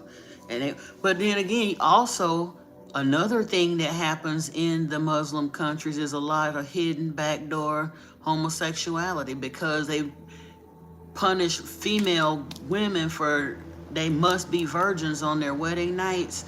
Typically, one or two things will happen. Either she starts giving it up in the back door, because I've actually heard Muslims tell me that. They'll turn around in order to preserve her virginity, and they just too much of a horn dog to wait until marriage. Then she got to find some other ways to please him, and or they start using young boys instead. In some parts of the world, you'll see these young boys skipping down the street, arm in arm, hand in hand, all of that. They hanging out together. They're not just friends. It's very common in those countries for dudes to practice homosexuality until they get married, and then all of a sudden they gonna have a woman, which is even gross. It's even worse for her because now you going and spreading your little nasty diseases to this virginal woman that you're taking. And in a lot of those countries, in the coffee houses and stuff, they utilize very young boys for that purpose as well. That's another really big problem. And again, these people are primarily Muslims doing that.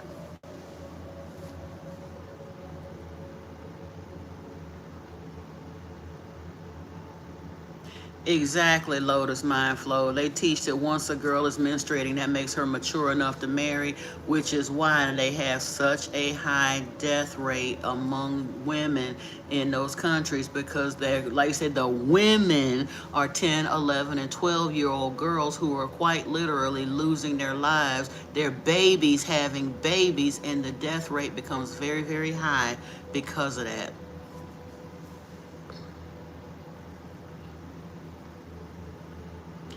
Penny York, Inky, if you gonna have to go back and I recommend you go back. I have a playlist on this channel called The Lost Book of Enki. I'm gonna start reading in it again, but I recommend that you go into that and take a look. But Enki was one of two brothers who came here from Nibiru. They came in search of gold.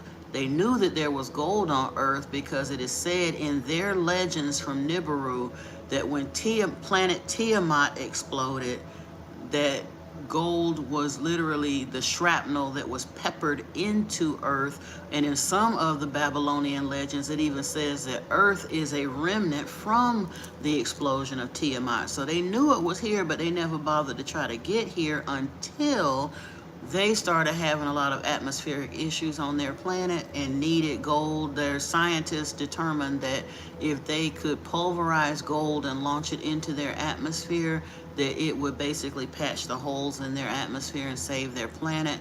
So they wound up coming to Earth and started mining gold here. And the rest is kind of history. So Enki is one of two brothers that dared to come here and play God. He is our primary progenitor. That's the part that gets me. Everybody bows and scrapes and worships and pants after Yahweh, but it's actually Enki is the one who made us, that let us make man in our image in Genesis chapter 1. That is a conversation between Enki, his sister Ninmah, who later became known as Isis, and his son Ningish Zeta, who later became known as Thoth. They are the ones who fashioned humanity, not Yahweh. But the whole world pants after Yahweh and don't even know or acknowledge Enki at all. And that's the part that's got to change.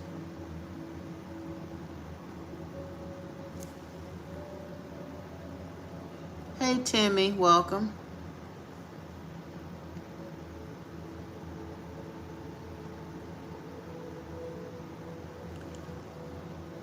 Yeah, Moses was a sorcerer. Yahweh, every time he showed up, like I said, when Abraham, he sent spells and he sent scourges and curses to the Pharaoh. When Abraham told that lie, he sat there and told Abimelech, "You a dead man." Because Abimelech was about to take Sarah too, because Abraham told that lie again. And then later on, Isaac came along and was doing the same mess. He tried to catch Abimelech up in that lie. That same type of thing, told Rebecca to tell everybody that was his sister. So they was cowardly men.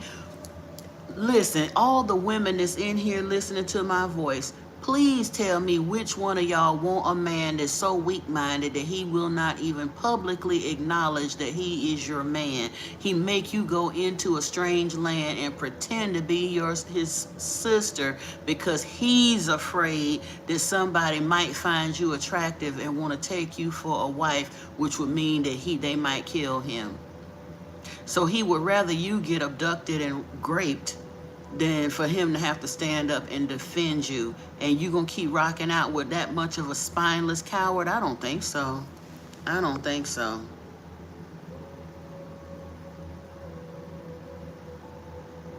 You said you read a few pages in the Quran and started talking about many virgins being granted to men, so you were done. You read a lot of religious texts. You couldn't get past the misogyny and the exploitation, right? Girl, I dated a Muslim dude for a couple years. It was just a long distance conversation type thing. But he seemed to be more modern and forward thinking than some of them, but I ain't gonna take that chance. When I found out he kind of sort of went along with female circumcision, I knew he wasn't mentally developed enough for me. But the point that I made to him, I'm like, you talking about 42 virgins? Who the hell would want 42 virgins? There ain't no man on the top side of this ground that's so, I don't care how Rico Suave he think he is, he ain't man enough for no 42 women, especially if he got to train them all. You might want to trade some of them virgins for a few old hoes if you ask me. I'm just saying. But, you know, I don't even want to be around 42 women, period, whether they virgins or not. Yuck. And again, I love women at this point. I used to not like women because it's a whole, but if you got 40 women in one place, I guarantee you they're not all spiritually balanced, wholesome women. You're going to have some backbiting heifers in there that just really are going to make things a real problem. Ask any woman that's ever worked in a workplace with other women. That's not what you really want. So the whole that you could tell that is some real misogynistic man think and man speak. 42 virgins, like for real?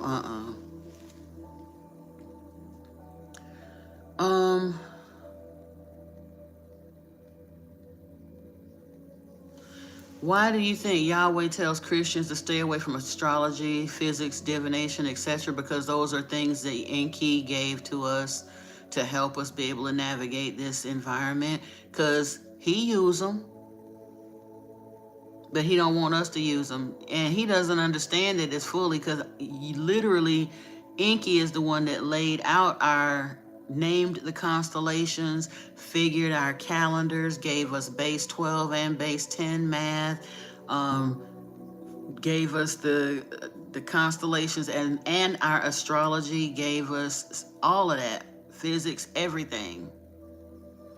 And as far as the divination thing, that is the biggest bit of hypocrisy anywhere, because it tells in the Bible it says that divination is wrong, and yet the Levitical priests carried 2 divinatory tools right in their breastplate. It was part of their uniform. It was called the Urim and the Thummim. Those were 2 divinatory tools that the Levitical priests had on them at all times. So it's so much hypocrisy. But yeah, anything that could help you, they don't want you to use. Stay away from crystals, stay away from herbs, stay away from incense. Yahweh literally killed Nadab and Abihu for burning incense in the temple to clear away all of that nasty, bloody smell after they had slaughtered 6 animals to sacrifice for him, and he just swooped down and ate the blood and all of that off the altar. You can go read that. I think that's in Leviticus. What, did we read that part on this channel a few weeks ago? Yeah. So he just don't want us to do anything that could actually help you. You can't use, basically. Yeah, and if you really are the Alpha and the Omega, you wouldn't have to go around announcing it everywhere. And somebody wanted to get funky because in Revelation, Yeshua at the very end of Revelation, after the dust uncleared and he's on the throne and all the rest of that, I think it's 22:13 or something, or 14, but right before he says that he is the new morning star, that's his new name. At that point, he declares himself Alpha and Omega. But again, if you understood the real meaning of John chapter 1:1 and John 3:16, he was here from the beginning. If he's actually an incarnation of Thoth, he was here from the beginning. So he could kind of sort of say that. I mean, not the beginning of all time, but again, beings that live 300,000 or 400,000 years, to us, they might as well be the Alpha and the Omega. We live 100 years. Even Adapa only lived 50,000 years, so a being that lives 500,000 years would kind of sort of be Alpha and Omega next to somebody who only lived a few thousand years.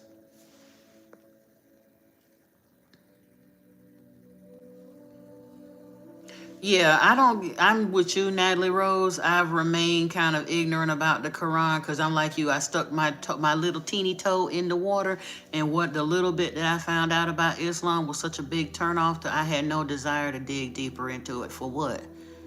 Why would I sit up and keep? I get sick to my stomach just trying to read some of this stuff in the Bible. I don't have to keep just submitting myself to it over and over. I certainly don't have to go and learn a whole language so that I can read this filth in another language. Same reason I don't need to go through the Torah or the Talmud. I may eventually, if spirit leads me to, I might. But for the most part, I don't feel a need to go through all of that stuff. Like I said, it's enough filth in the Bible to let me know that Yahweh ain't what I want. Once I found out that all three religions basically are worshiping the same God, I knew enough from the Bible to know that I don't want to deal with this cat. Period. Bitter culture? Hell no, I'm not circumcised. I'm an American woman. No. No.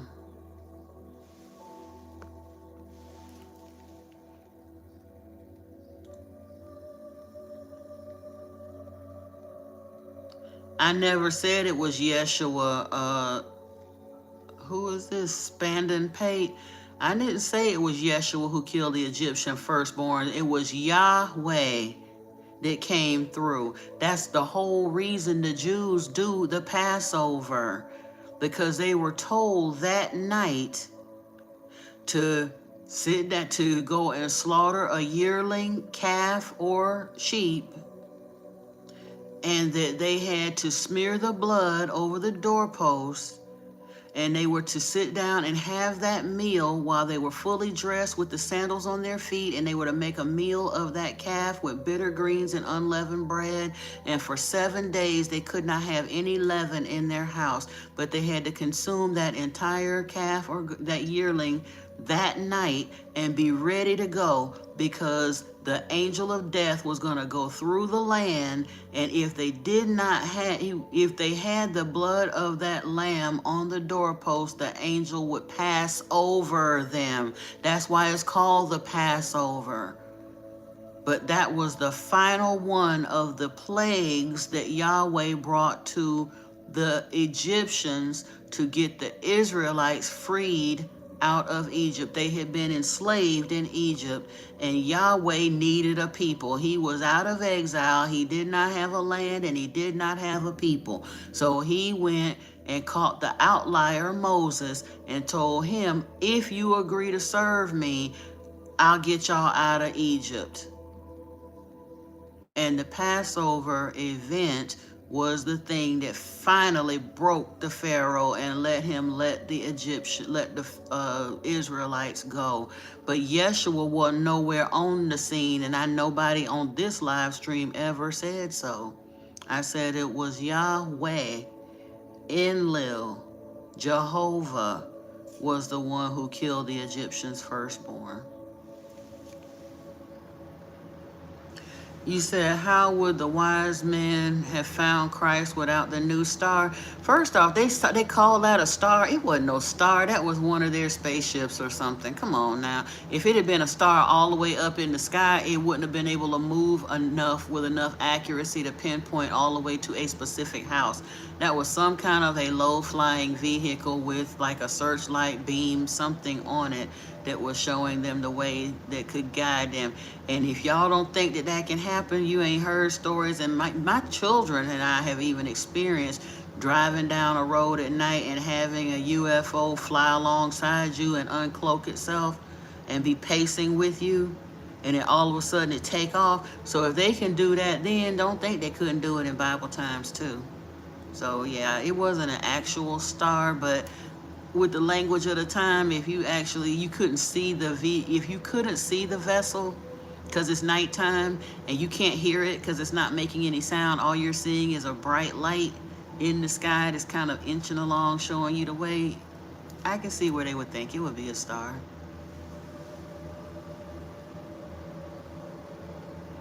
Hey, Shawanda Sheree, happy Thursday to you as well, my dear. Hey, Chizad. Or Chezadi, sorry.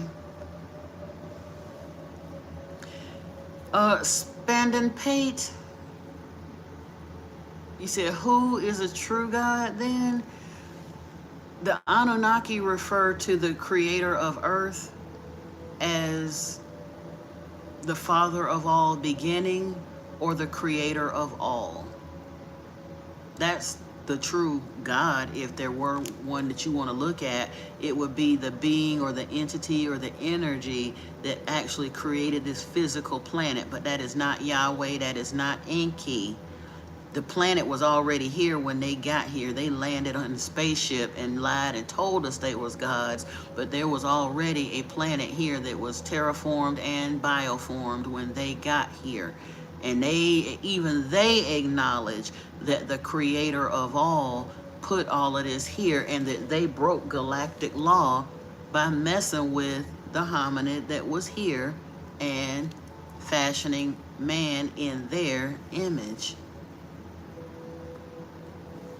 So, and we ask that question, who is the true God? Because that we still kind of have that residual worship gene, that wanting to worship something. Well, if I can't worship Yahweh, who am I supposed to worship then? You're not supposed to worship anyone. You're supposed to open your mind. If you want something to look at as far as a spiritual system, I would encourage you to take a look at Buddhism or Taoism or Jainism, Sikhism, something like that. But you're not supposed to worship any being per se.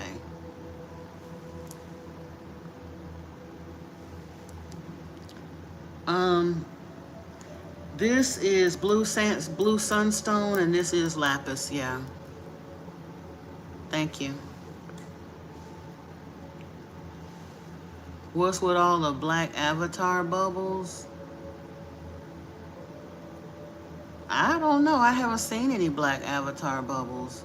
I'm not sure.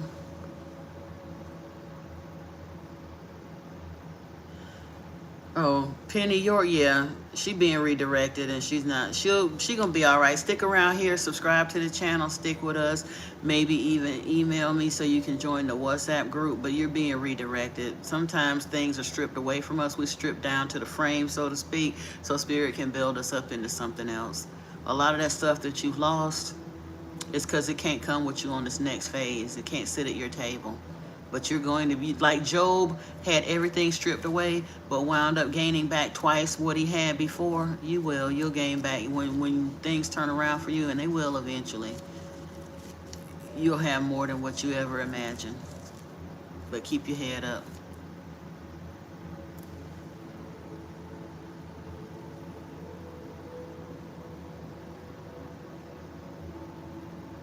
Yeah, okay. Yeah, the Vulgate. I thought the Vulgate was before the Gutenberg.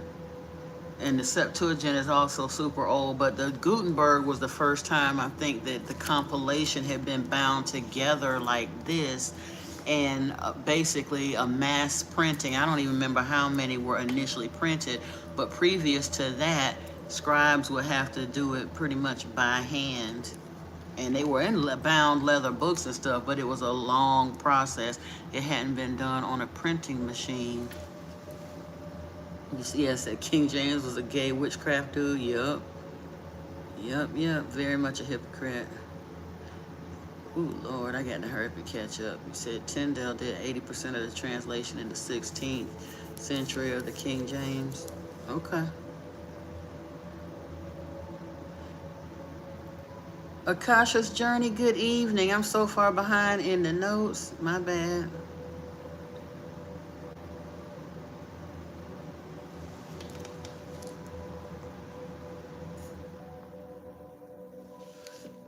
Hey, Yasmin Frazier, thank you so much for the compliment.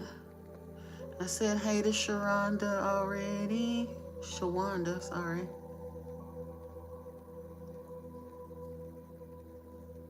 Uh-oh. Somebody got deleted a bunch up in here. I didn't, like I say, if you didn't want it around, I didn't need to see it no way, so. Ay. Oh, they got the big 86,000 seconds, so. Oh, okay. Then I didn't know that, Swims, because thank you. And you said in Greek mythology, Ares hated his father and tried to fight and battle him. Zeus did not like Ares or his mother Hera, so that makes sense that Ares goes against Zeus. Good to know. It makes me feel much better. Yeah. Says it seems the old gods have transformed into archetypes or something like that once they've been accepted into collective unconscious. Yeah, to a degree, yeah. That's one of the reasons I think it kind of sort of ultimately, instead of getting lost in this one, that one, and the other one, because we're starting to see like the spirit or energies of certain ones that, and again, depending on how they interact within the consciousness of the people. But ultimately, from this perspective, and again, this is what I talk the most, because this is what I was taught from and what I understand. But in this book, they try to make it look like it's a story of one universal God, and that is not the case. This is actually a story. The issue in the Bible, it tells us that the issue is sovereignty, but we're taught that it's an issue, a battle for sovereignty between Satan and Yahweh. It is supposedly good and evil, but people don't understand Satan is Yahweh or Yahweh is Satan. Satan was a title, not a name. And his title was Satan of the Eden, and that was Enlil or Yahweh. So the true issue of sovereignty that's laid out in the scriptures is not between Satan and Enlil, Yahweh, because though that is the same being, it's an issue between Enlil and Enki. But they genericize Elohim and try to make it mean singular. So when we're reading about the Elohim in the scriptures and the Elohim, because of religion, in our minds, we have made Elohim into one being. But if you go back and actually understand the history of the Anunnaki and the temperament of Yahweh versus the temperament of Enki, even in the Bible, you can identify more than one Elohim. But that's the issue of sovereignty between the two brothers. And so that's one of the reasons I didn't like do a whole lot of dabbling in the other pantheons and stuff. Once I kind of was signed off of Yahweh and introduced to Enki, there's a lot to unpack there. Eventually, I might be led to the other stuff, but I'm still just trying to make my way through this. So yeah, I didn't have to get caught up in those other things. Being a messenger for for Enki and for Yeshua is a lot. I was telling somebody the other day, and I don't even know how it's going to be received. Years ago, it came to my attention that I am a channel. I spontaneously channel sometimes. When I get on a roll in here, you can tell when I'm kind of fired up and it starts flowing a certain way. But I am going to become a more of a conscious channel in the future. I think for some direct messages from some of my guides. I don't know when that's going to start, because truthfully, I need a questioner. In order for me to be like for real, be channeling I don't know if I'm gonna be an open eye channel or a closed eye channel, but in one way or another, I'm probably going to need someone to run the question portion of it for me. But I think that is going to happen at some point. That might be why I haven't been like sent back down the rabbit hole to start like dipping and dabbling into so many things, because I'm not supposed to be that scattered. I'm supposed to be focused because I'm getting ready to channel. Excuse me. Well, y'all, let me see. It is almost 10. We can go a little bit in, because I said we were going to get into Genesis, and we done did everything but that. One of the things that I wanted to find...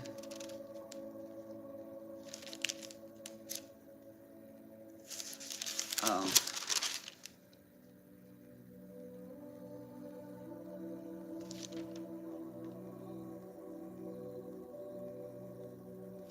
Hold on.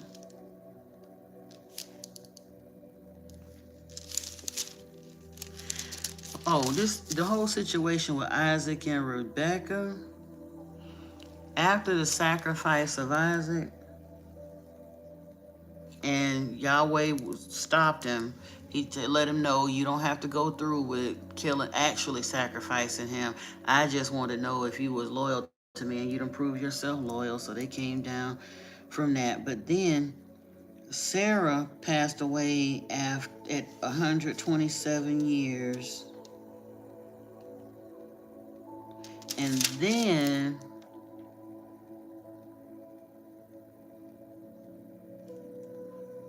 it got down to the point where Isaac was sent. Isaac got Rebecca for a wife. So we can start there. It says, now Abraham was old. This is Genesis 24. Abraham was old, well advanced in years, and the Lord had blessed Abraham in all things. And Abraham said to his servant, the oldest in his household, who had charge of all that he had, put your hand under my thigh, that I may make you swear by the Lord, the God of heaven and the God of the earth, that you will not take a wife from my son, from the daughters of the Canaanites, among whom I dwell, but will go to my country and to my kindred, and take a wife from my son Isaac. The servant said to him, perhaps the woman may not be willing to follow me back to this land. Must I then take your son back to the land from which you came? Abraham said to him, see to it that you do not take my son back there. The Lord, the God of heaven, who took me from my father's house and from the land of my kindred, and who spoke to me and swore to me, to your offspring I will give you this land, he will send his angel before you, and you shall take a wife for my son from there. But if the woman is not willing to follow you, then you will be free from this oath of mine, only you must not take my son back there. So the servant put his hand under the thigh of Abraham his master, and swore to him concerning this matter.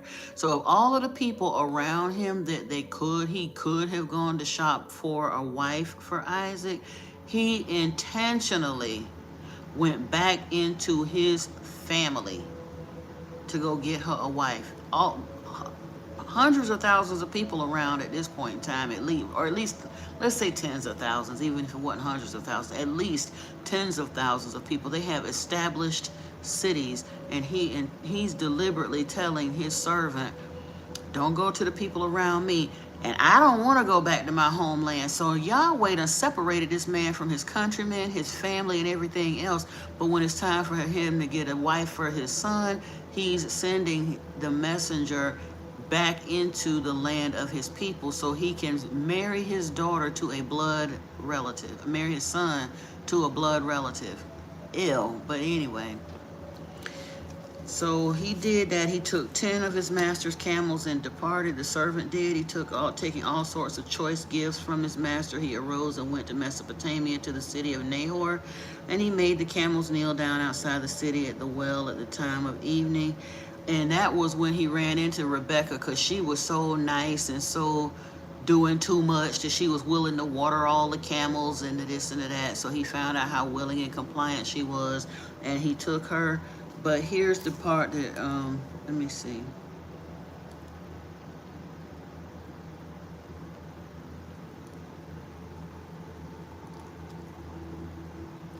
Hold on, I'm trying to get to where it says who she was.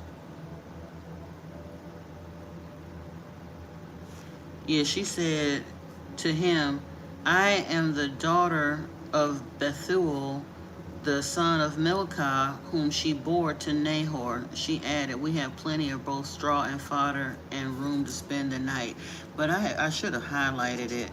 But basically, when I went through and read this account, she is basically Isaac's first cousin. Yeah, that part. So all of the women that he could have gone and chose a wife for Isaac, he went and got his first cousin to marry. And then,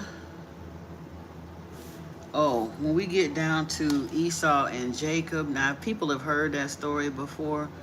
We don't need to go through all the different names of the generations and all of that, because, well, actually it said Ishmael lived 137 years. That's the only one that it really names the ages of. But it said Abraham fathered Isaac. Isaac was 40 years old when he took Rebekah, the daughter of Bethuel of Aramean of Padan Aram, the sister of Laban, the Aramean, to be his wife. And Isaac prayed to the Lord for his wife because she was barren, and the Lord granted his prayer, and Rebekah his wife conceived. The children struggled together within her, and she said, "If it is thus, why is this happening to me?" So she went to inquire of the Lord, and the Lord said to her, "Two nations are in your womb, and two peoples from within you shall be divided. The one shall be stronger than the other, the older shall serve the younger." And then later on, when it said, when her days to give birth were completed, behold, there were twins in her womb. The first came out red, all his body like a hairy cloak, so they called his name Esau. After that, his brother came out with his hand holding Esau's heel, so his name was called Jacob. Isaac was 60 years old when she bore them. When the boys grew up, Esau was a skillful hunter, a man of the fold, while Jacob was a quiet man dwelling in the tents. Isaac loved Esau because he ate of his game, but Rebekah loved Jacob. But it's interesting, later on in the scriptures, it says Yahweh hated Esau. It says, Jacob have I loved, Esau have I hated. So even if this might have been another late night visit, because like I said, Rebecca wasn't conceiving, and it said the Lord gave him, but she might have gotten pregnant by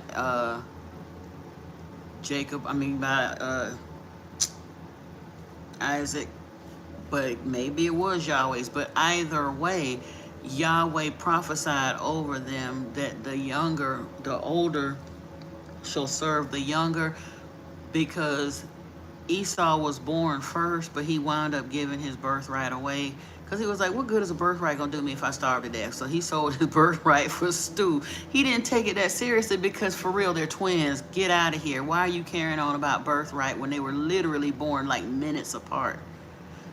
But he didn't think nothing of it. But Jacob, on the other hand, was very petty and vengeful and very jealous over the issue of birthright. And it comes out later. And then, like I said,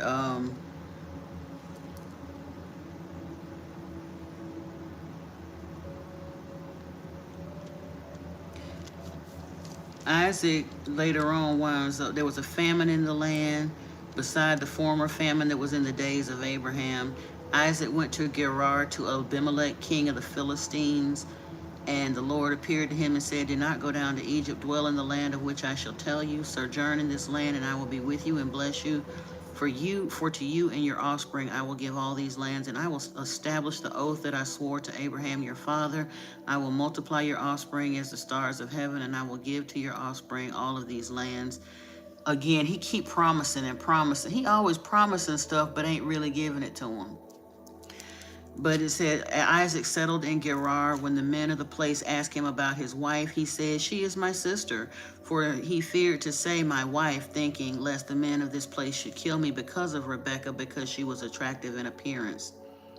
When he had been there a long time, Abimelech, king of the Philistines, looked out of a window and saw Isaac laughing with Rebekah, his wife. So Abimelech called Isaac and said, behold, she is your wife. How then could you say she is my sister? Isaac said to him, because I thought lest I die because of her.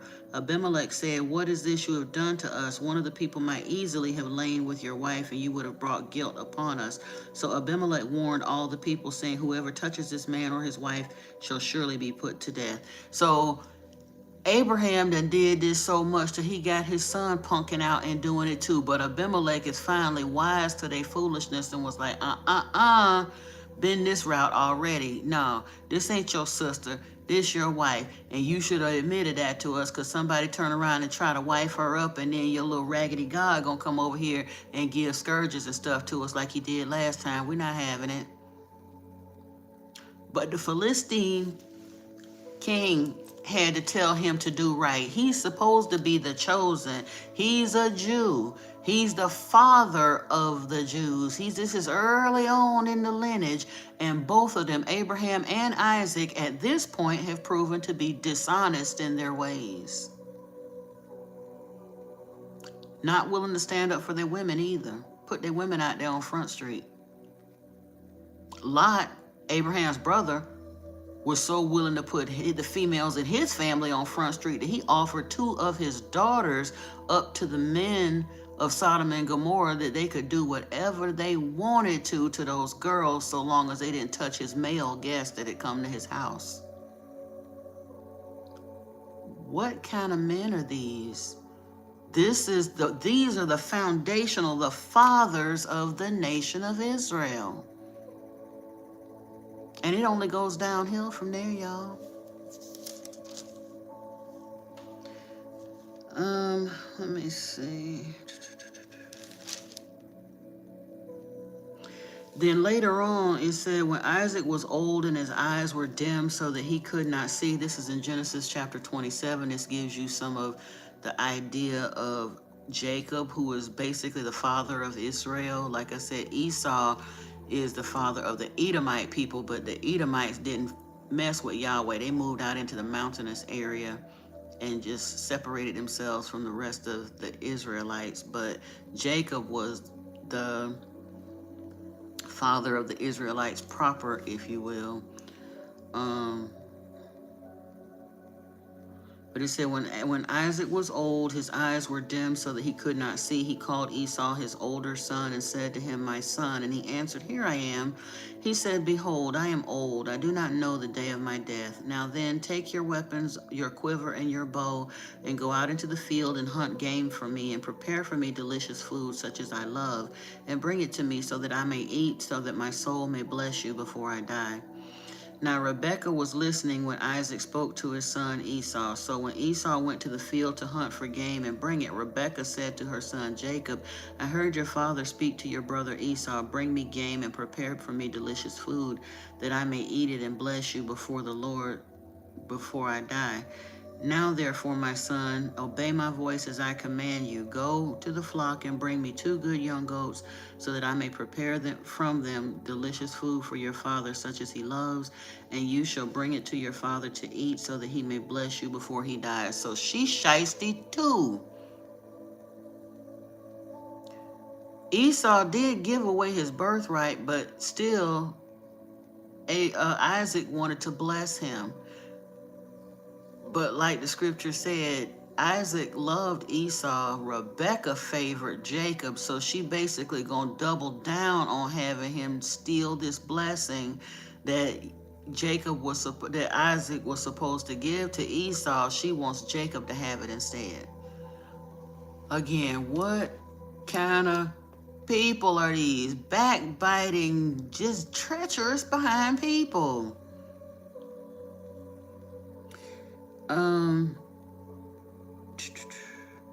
But Jacob said to Rebekah, his mother, behold, my brother Esau is a hairy man, and I am a smooth man.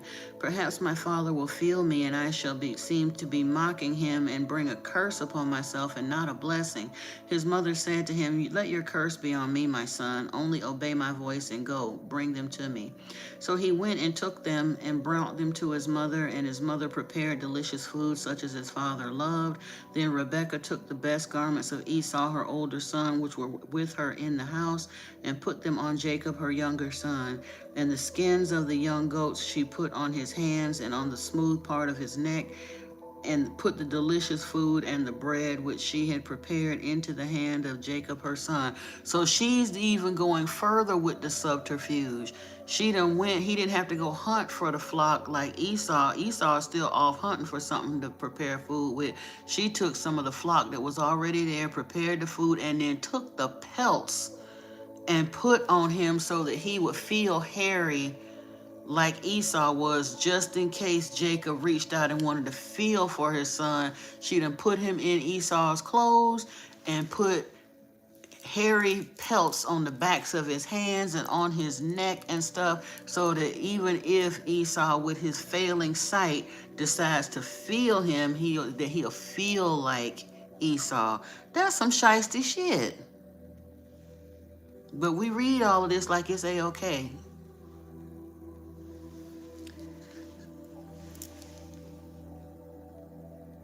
So he went in to his father and said, "My father." And he said, "Here I am. Who are you, my son?" Jacob said to his father, "I am Esau, your firstborn. I have done as you told me. Now sit up and eat of my game, that your soul may bless me." But Isaac said to his son, "How is it that you have found it so quickly, my son?" He answered, "Because the Lord your God granted me success." So he just sat here and lied right to his father's face and put God in it. Then Isaac said to Jacob, "Please come near that I may feel you, my son, to know whether you are really my son Esau or not." So Jacob went near to Isaac his father. So even then, Isaac ain't trust him. Isaac know he might lie. So Jacob went near to Isaac his father, who felt him and said, "The voice is Jacob's voice, but the hands are the hands of Esau." And he did not recognize him because his hands were hairy like his brother Esau's hands. So he blessed him. He said, "Are you really my son Esau?" He said, "I am." Then he said, "Bring it near to me that I may eat of my son's game and bless you." So he brought it near to him, and he ate, and he brought him wine, and he drank. Then his father Isaac said to him, "Come near and kiss me, my son." So he came near and kissed him, and Isaac smelled the smell of his garments and blessed him and said, "See, the smell of my son is as the smell of a field that the Lord has blessed. May God give you of the dew of heaven and of the fatness of the earth and plenty of grain and wine. Let peoples serve you and nations bow down to you. Be Lord over your brothers, and may your mother's sons bow down to you. Cursed be everyone who curses you, and blessed be everyone who blesses you." As soon as Isaac had finished blessing Jacob, when Jacob had scarcely gone out from the presence of Isaac his father, Esau his brother came in from his hunting. He also prepared delicious food and brought it to his father. And he said to his father, "Let my father arise and eat of his son's game, that you may bless me." His father Isaac said to him, "Who are you?" He answered, "I am your son, your firstborn Esau." Then Isaac trembled very violently and said, "Who was it then that hunted game and brought it to me, and I ate it all before you came, and I have blessed him? Yes, and he shall be blessed." As soon as Esau heard the words of his father, he cried out with an exceedingly great and bitter cry and said to his father, "Bless me even also, my father, even me also." But he said, "Your brother came deceitfully, and he has taken away your blessing." Now, what kind of sense do that make? You're acknowledging his brother came and deceitfully got a blessing. So now the real one that you wanted to bless gonna come into you, and you're gonna refuse to bless the right one because the shiesty one came in first and got a blessing? That's kind of silly.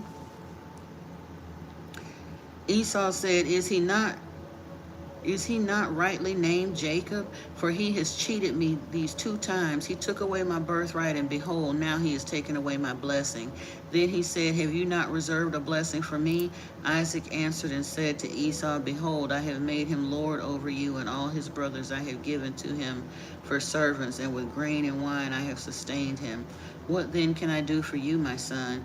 Esau said to his father, Have you but one blessing, my father? Bless me, even me also, O my father. And Esau lifted up his voice and wept. Then Isaac to his father answered and said to him, Behold, away from the fatness of the earth shall your dwelling be, and away from the dew of heaven on high. By your sword you shall live, and you shall serve your brother, but when you grow restless, you shall break his yoke from your neck. What kind of foolishness is that? Now Esau hated Jacob because of the blessing which his father had blessed him, and Esau said to him, The days of mourning for my father are approaching, then I will kill my brother Jacob. But the words of Esau, her older son, were told to Rebekah. So she sent and called Jacob, her younger son, and said to him, Behold, your brother Esau comforts himself about you by planning to kill you. Now therefore, my son, obey my voice. Arise, flee to Laban, my brother, in Haran, and stay with him a while, until your brother's fury turns away, until your brother's anger turns away from you, and he forgets what you have done to him. Then I will send and bring you from there. Why should I be bereft of both of you in one day? Then Rebekah said to Isaac, I loathe my life because of the Hittite women. If Jacob marries one of the Hittite women like these, one of the women in the land, what good will my life be? And so instead, Jacob winds up marrying Leah and Rachel. Esau marries an Ishmaelite.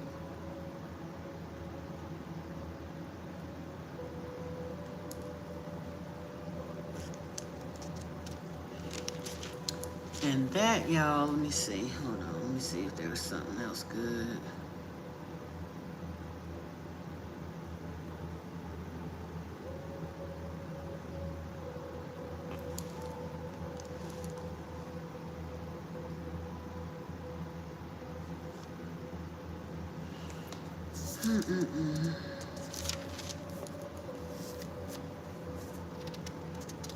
I won't have to read further down to see if there's, oh, the story of Dinah is interesting too, but I want to read some of these intervening chapters. I think we're going to stop with the scriptures right there, because Genesis is pretty long. It goes on for 50 chapters. Yeah, it ends with the death of Joseph. I'll go ahead, because like I said, I had read part of it. I haven't read this far ahead, so I'll read chapters 32 through 50, and we'll continue on with that on the next time we get into Genesis before we jump into Exodus. But yeah. All right, all right. So that is that. Did anyone have any comments, questions, anything on another subject, what have you? Because I think that's probably a pretty good stopping off place for us to stop on. In fact, I might see.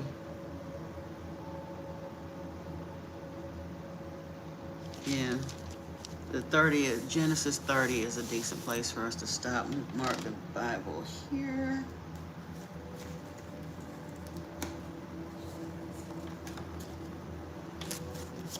The comment section got super quiet all of a sudden. Y'all still here?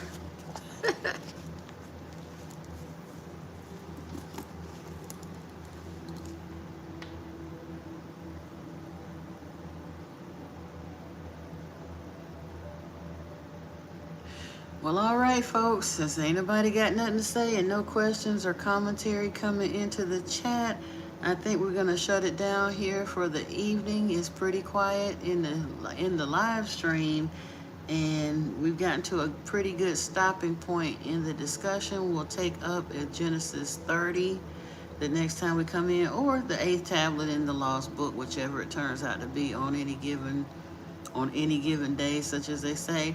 I hope everyone has a wonderful rest of your evening.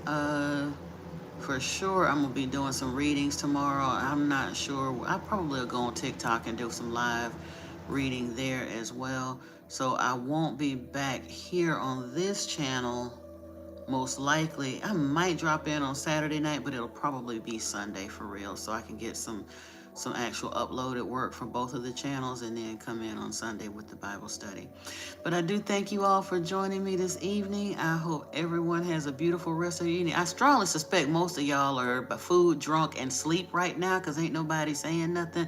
So I done talked you to sleep. So have a beautiful evening. You can definitely catch the rest of it in the replay. Until then, like I say, in the meantime, in between time, as they say, until next time, peace and blessings to you, soul family. I love you so very much. Please subscribe to the channel if you haven't already, and don't forget to give the video a thumbs up. But we will connect again on the next go round. I love you. Namaste.